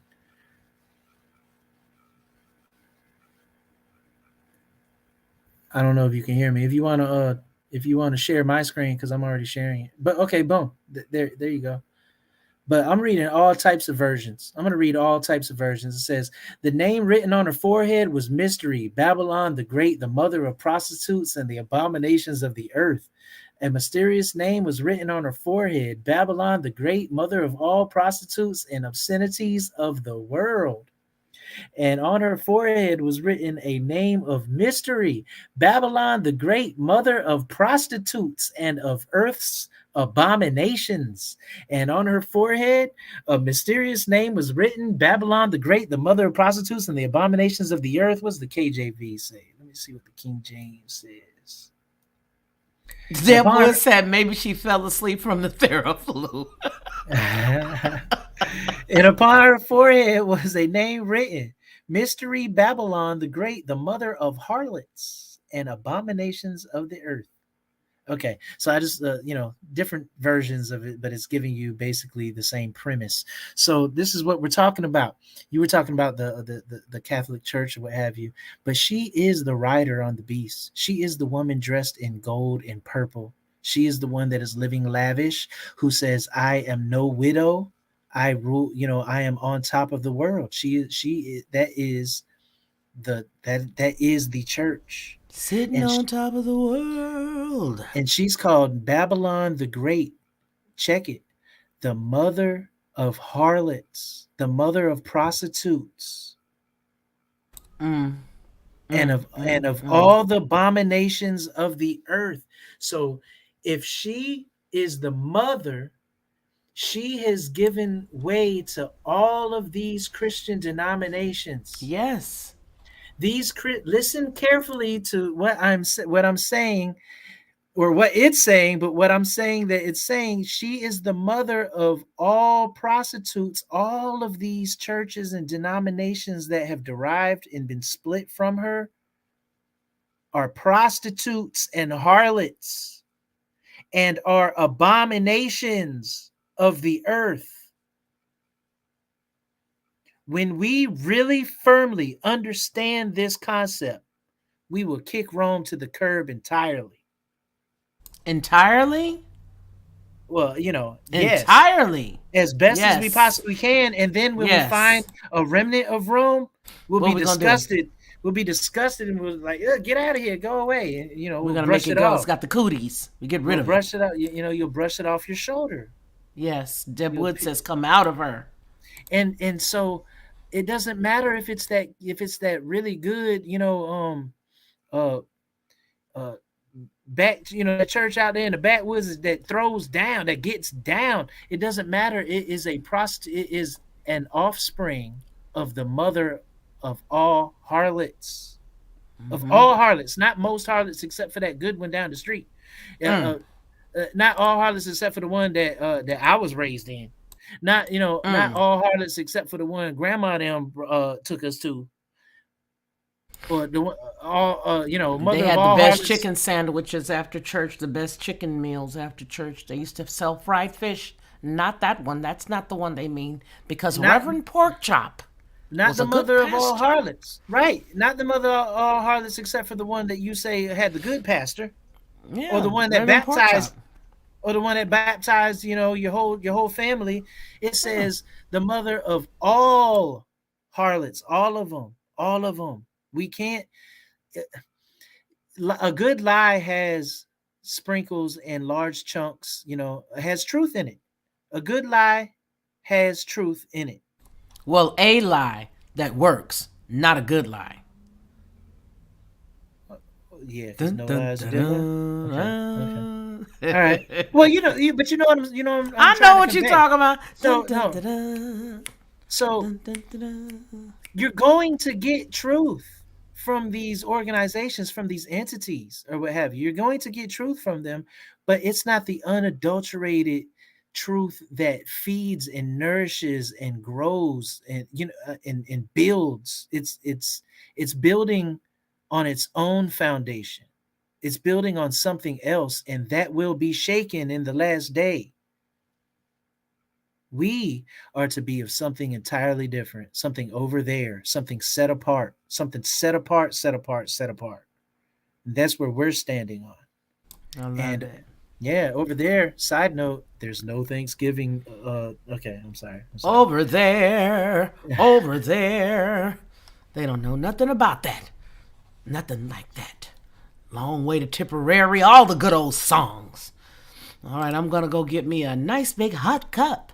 A nice big hot cup of Theraflu with a dash of something special in it. Just a little dash of something special. Perhaps a cinnamon stick, maybe a little bit of honey. I don't know. But I plan to find out, and I plan to take a nice long nappy nap. Nappy nap. There you go. You know what, you guys? I appreciate everybody, Ronnie Mann. Thank you for coming in and shedding all the information that you gave us. I appreciate it. It matched to the T. It ended at the other part of what I was saying, as you and I have already uncovered that the stuff that you bring will always be the other piece of what I have. And I'm like, yikes, this is outstanding. It's absolutely outstanding the way that he does that. I'll be thinking of one thing, and then he'll come in and he'll add the other piece. And voila, there's a whole. Anyway, I'm glad. I know that you guys are glad. And I hope that everybody, and I got to stop using the term hope. Trying to do, you know what? Let me say something before I go and before we close.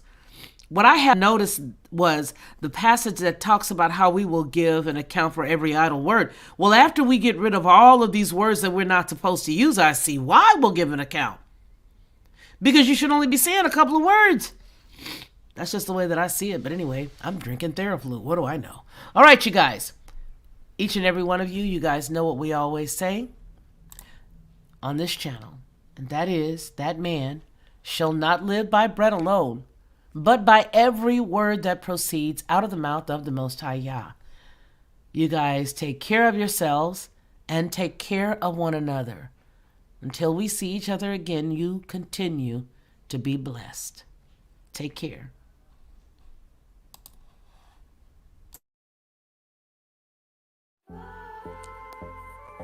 I've always been a unique person, you know what I mean?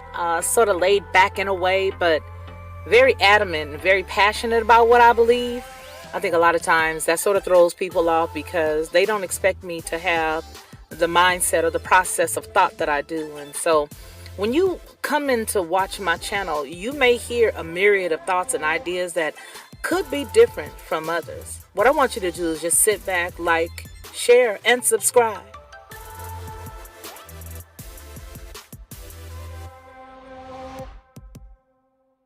To receive instant notification each time I upload, please hit the subscribe button and the bell notification.